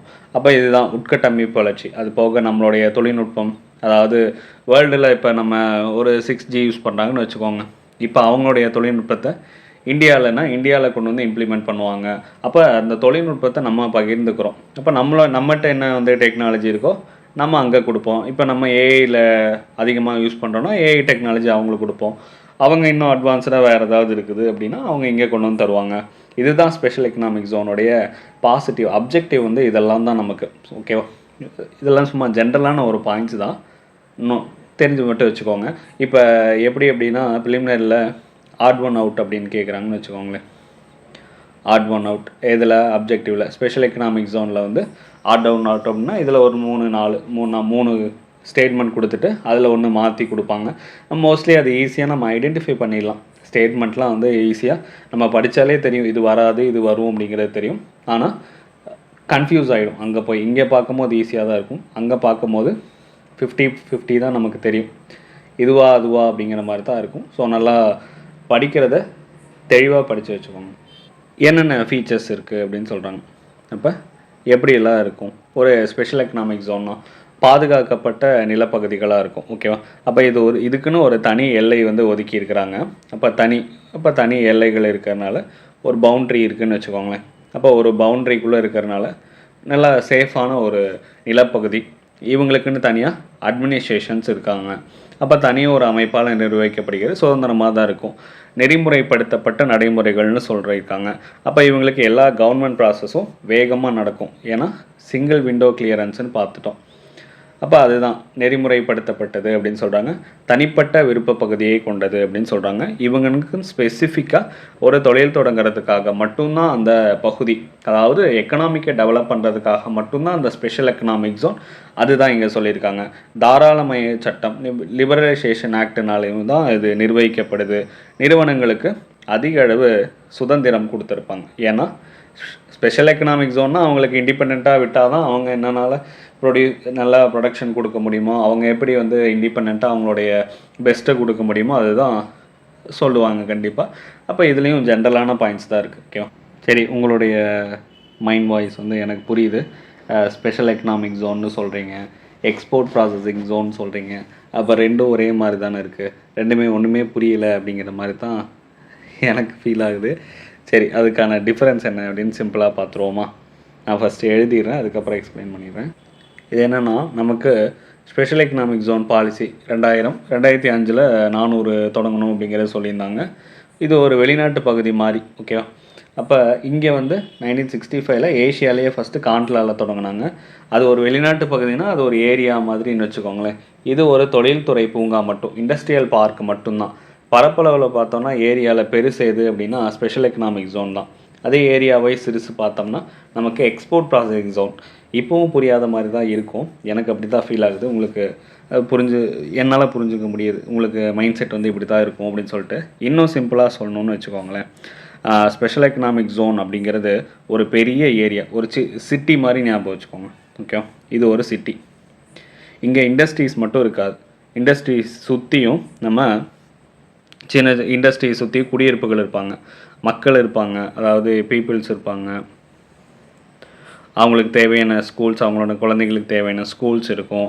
இந்த மாதிரி எல்லா இன்ஃப்ராஸ்ட்ரக்சர் ஃபெசிலிட்டியும், ஓகே, ஷார்ட்டாக எழுதிடுறேன், இன்ஃப்ராஸ்ட்ரக்சர் ஃபெசிலிட்டியும் இருந்துச்சுன்னா அது ஸ்பெஷல் எக்கனாமிக் ஜோன். ஓகேவா? ஏதாவது ஃபாரின் டெரிட்டரி மாதிரி. இப்போ ஒரு இண்டஸ்ட்ரி இருக்குன்னா அந்த இண்டஸ்ட்ரியை சுற்றியும் அவங்களுக்கு அந்த மக்கள் குடியிருப்பாங்க, ஸ்கூல் இருக்கும், எல்லா இன்ஃப்ராஸ்ட்ரக்சர் ஃபெசிலிட்டிஸ் இருக்கும், என்னென்ன அம்யூனிட்டிஸ்லாம் சுற்றி வேணுமோ ஒரு ஃபாரின் டெரிட்டரி மாதிரி இருந்துச்சு அப்படின்னா அதுதான் வந்து ஸ்பெஷல் எக்கனாமிக் ஜோன். இன்னும் சிம்பிளாக சொல்லணுன்னா ஒரு கேட்டட் கம்யூனிட்டி மாதிரி. ஓகேவா? நம்ம அடுக்குமாடி குடியிருப்பெல்லாம் சொல்லுவாங்கள்ல, அப்போ அந்த மாதிரி. இப்போ எக்ஸாம்பிள் அதே வச்சுக்கலாமே. இப்போ ஏதோ ஒரு அடுக்குமாடி குடியிருப்பு, ஒரு பிளாட் வந்து விற்கிறாங்கன்னு வச்சுக்கோங்க. அப்போ அதை சுற்றியும் இவ்வளோ ஃபெசிலிட்டிஸ் உள்ளேயே கிடைக்கும் அப்படின்னு நமக்கு ஒரு நம்ம அப்பார்ட்மெண்ட்லாம் சொல்லுவாங்கள்ல, அந்த மாதிரி இருந்துச்சு அப்படின்னா அதுதான் வந்து ஸ்பெஷல் எக்கனாமிக் ஜோன். புரியுதா? இப்போ சிம்பிளாக புரிஞ்சிருக்கும்னு நினைக்கிறேன். அதுவே இன்னும் சிம்பிளாக சொல்லணும் அப்படின்னா ஒரு இண்டஸ்ட்ரி இருக்குது, ஒரு டெக்ஸ்டைல் இண்டஸ்ட்ரி இருக்குது. டெக்ஸ்டைல் இண்டஸ்ட்ரியை சுற்றியும் ஒரு அடுக்குமாடி, ஒரு அப்பார்ட்மெண்ட் கட்டி இங்கே வேலை செய்கிறவங்க அங்கேயே தங்கிக்கோங்க அப்படின்னு அங்கேயே எக்ஸாம்பிள் தங்க வைக்கிறாங்கல்ல, அந்த அந்த கம்யூனிட்டி யார் லேபர் கம்யூனிட்டிஸ் இருக்காங்களோ அவங்கள அங்கேயே தங்க வச்சு அவங்களுக்கு தேவையான ஃபெசிலிட்டிஸ்லாம் பண்ணித்தரது தான் நமக்கு ஸ்பெஷல் எக்கனாமிக் ஜோன். அதுதான் ஃபாரின் டெரிட்டரி அப்படின்னு சொல்கிறோம், கேட்டட் கம்யூனிட்டின்னு சொல்கிறோம். அதே எக்ஸ்போர்ட் ப்ராசஸிங் ஜோன் அப்படின்னா, அப்போ எக்ஸ்போர்ட் ப்ராசஸிங் ஜோன்னா என்ன? அப்போ இது இண்டஸ்ட்ரியல் பார்க் மட்டும்தான், ஒரு சின்ன இண்டஸ்ட்ரியல் பார்க்.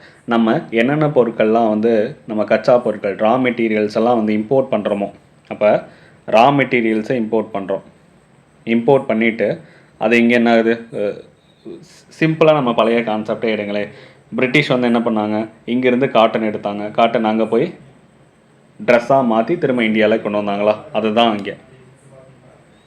அப்போ எக்ஸ்போர்ட் ப்ராசஸிங் ஜோன் அப்படின்னா ரா மெட்டீரியல் வருது, அந்த ரா மெட்டீரியல்லேருந்து நம்ம ஒரு மெட்டீரியலாக வந்து தயாரிக்கிறோம், ஒரு ப்ராடக்டாக மாற்றுறோம், அந்த ப்ராடக்டை திரும்ப எக்ஸ்போர்ட் பண்ணுறது. திரும்ப பாருங்கள் பேர்லேயே இருக்குது, எக்ஸ்போர்ட் பண்ணுறது தான் நமக்கு எக்ஸ்போர்ட் ப்ராசஸிங் ஜோன் அப்படின்னு சொல்கிறாங்க.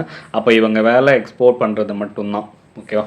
அப்போ இவங்களோட வேலை ஒரு கேட்டட் கம்யூனிட்டி, ஒரு கம்யூனிட்டியே உருவாக்கி இவ்வளோ பேர், ஒரு 2000 பேர்த்துக்கு வேலை வாய்ப்பு கொடுக்குறாங்கன்னா அந்த 2000 பேர்த்துக்குமே அங்கேயே தங்க வச்சு அவங்களுக்கு தேவையான அம்யூனிட்டிஸ்லாம் பண்ணி கொடுத்து ஒரு ஃபாரின் டெரிட்டரி மாதிரி இருந்துச்சு அப்படின்னா அது special economic zone. Export processing ஜோன்னா எக்ஸ்போர்ட் பண்ணுற வேலையை மட்டும்தான் அவங்க பார்ப்பாங்க. ஓகே, ஸ்பெஷல் எக்கனாமிக் ஜோன்னா இப்போ எக்ஸாம்பிள் பக்கத்துலேயே உள்ளேயே ஏர்போர்ட்லாம் இருக்குன்னு வச்சுக்கோங்களேன். எக்ஸாம்பிள் சொல்கிறேன், இங்கே ஏர்போர்ட், இது எல்லா ஃபெசிலிட்டிஸும் உள்ளே இருக்குது. ஆனால் எக்ஸ்போர்ட் ப்ராசஸிங் ஜோன் அப்படிலாம் கிடையாது. இவங்களுக்கு நிறையா டேக்ஸ் வந்து சலுகைகள் கொடுத்துருப்பாங்க. ஓகே, இந்த டியூட்டிஸில் நிறையா ரிலாக்ஸேஷன் கொடுத்துருந்துருப்பாங்க. ஆனால் இதுக்கு அப்படியெல்லாம் கிடையாது. இன்னும் வேறு ஏதாவது சொல்லணுன்னா டிஃப்ரென்ஸ் சொல்லணுன்னா ஸ்பெஷல் எக்கனாமிக் ஜோன்னு ஞாபகம் வச்சுக்கோங்களேன். ஸ்பெஷல் எக்கனாமிக் ஜோன் இங்கே வந்து எக்ஸ்போர்ட் ப்ராசஸிங் ஜோன். ஓகே, இதில் நமக்கு 1965 சொல்லியாச்சு, இது 2000, லார்ஜஸ்ட்டு ஸ்மாலஸ்ட்டு இதெல்லாம் தெரியும். நமக்கு எக்ஸ்போர்ட் ப்ராசஸிங் ஜோன் வந்து முழுமையாக வந்து இதுதான் முழுமையாக government. Okay, export processing zone வந்து முழுமையாக கவர்மெண்ட்டோடைய கண்ட்ரோலில் இருக்கும். ஸ்பெஷல் எக்கனாமிக் ஜோன் வந்து அப்படி இருக்காது. ஓகே, எப்படின்னா ப்ரைவேட் பப்ளிக் ரெண்டுமே கலந்து தான் இருக்கும். ஓகேவா, PPP ப்ரைவேட் பப்ளிக் பார்ட்னர்ஷிப்போடு சேர்ந்து தான் இருக்கும். அதுக்கப்புறம் இங்கே வந்து வரி சலுகைகள்லாம் வந்து எக்ஸ்போர்ட் ப்ராசஸிங் ஜோன் ஓரளவு இருக்கும், அதாவது ஓரளவுக்கு தான் இருக்கும். ஓகே, எவ்வளோ மினிமம் கொடுக்க முடியுமோ அவ்வளோ. ஆனால் ஸ்பெஷல் எக்கனாமிக் ஜோனில் மேக்ஸிமம் எவ்வளோ கொடுக்க முடியுமோ அவ்வளோ வரி சலுகைகள் கொடுப்பாங்க. இது அட்மினிஸ்ட்ரேஷன் தான். ஓகே, எது அட்மினிஸ்ட்ரேஷன்? நமக்கு எக்ஸ்போர்ட் ப்ராசஸிங் ஜோன் வந்து அட்மின் அவங்க கண்ட்ரோல் பண்ணுறது தான், நிர்வாக ரீதியாக வந்து உத்தரவுகள் தான்.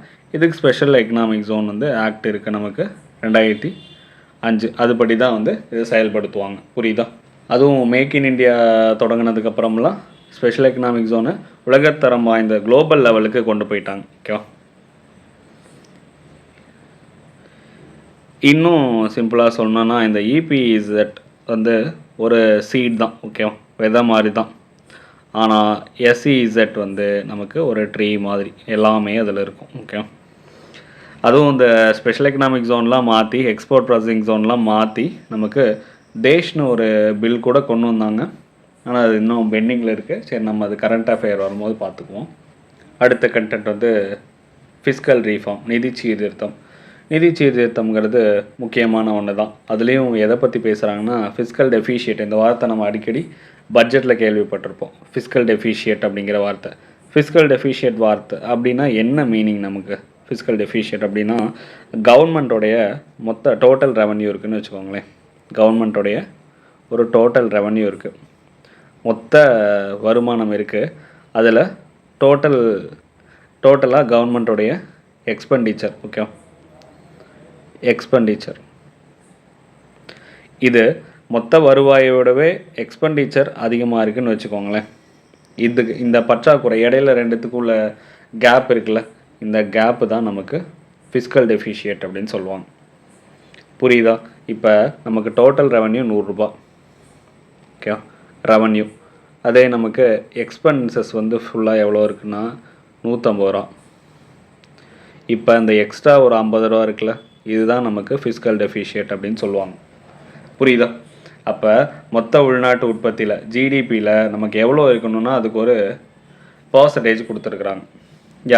பர்சன்டேஜ் யாருன்னா நமக்கு இன்டர்நேஷ்னல் மானிட்டரி ஃபண்டு வந்து சொல்லியிருக்காங்க. எவ்வளோ பர்சன்டேஜ் தாண்டி போகக்கூடாது அப்படின்னா 3% மேலே இருக்கக்கூடாது அப்படின்னு IMF சொல்லியிருக்காங்க. புரியுதா? அப்போ ஒரு சிம்பிளாக சொல்லணுன்னா ஒரு ஃபேமிலி இருக்குதுன்னு வச்சுக்கோங்களேன், அந்த வருமானத்துக்குள்ளே தான் அவங்க செலவு பண்ணணும்.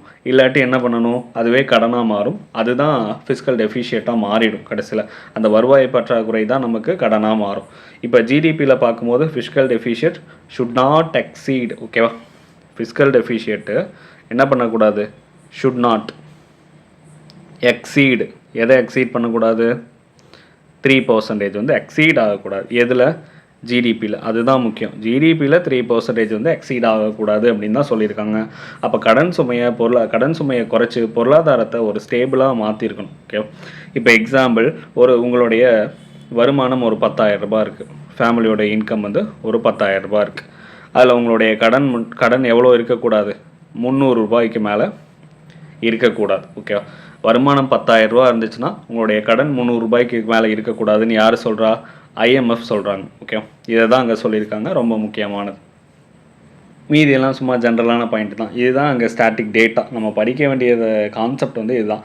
மீதி கீழே கொடுத்துருக்கெல்லாம் சும்மா ஜென்ரலானது தான். அரசானது வரவு செலவு திட்டத்தில் செலவுகளை இலக்காக கொண்டு வருவாய் பெருக்கும் நேரடி வரி அளவை மாற்றி அமைப்பதால் ஆடம்பர நுகர்வு குறையும். அதே இது சும்மா ஜென்ரலாக கொடுத்துருக்காங்க பாருங்கள். செலவை குறைக்கும்.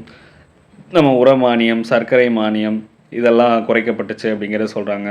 வருவாயை அதிகப்படுத்துறதுக்கு ப்ரைவேட்டைசேஷன் பொதுத்துறையை வந்து விற்க ஆரம்பித்தாங்க. நலத்திட்டங்களை படிப்படியாக குறைச்சாங்க. ஆனால் இதெல்லாம் யார் மேலே தாக்கம் ஏற்பட்டுச்சு? ஏழை மக்கள் மேலே தான் தாக்கம் ஏற்பட்டுச்சுன்னு சும்மா ஜென்ரலான பாயிண்ட் தான் கொடுத்துருக்காங்க. இதெல்லாம் நமக்கு தேவையில்லை. இதுதான் நமக்கு இங்கே முக்கியமான படிக்க வேண்டிய டேட்டானா இந்த 3% மேலே தாண்டக்கூடாது அப்படிங்கிறது தான் இங்கே நமக்கு படிக்க வேண்டிய டேட்டா. ஓகேவா? அவ்வளோதான். இதில் வந்து ஃபிஸ்கல் ரீஃபார்ம் அப்படிங்கிறது அவ்வளோதான். நமக்கு ஜிஎஸ்டி மட்டும் இருக்கும். ஜிஎஸ்டியும் கடைசி ஒரு எஸ்எல்ஆர் சிஆர்ஆர் மட்டும் இருக்கும்.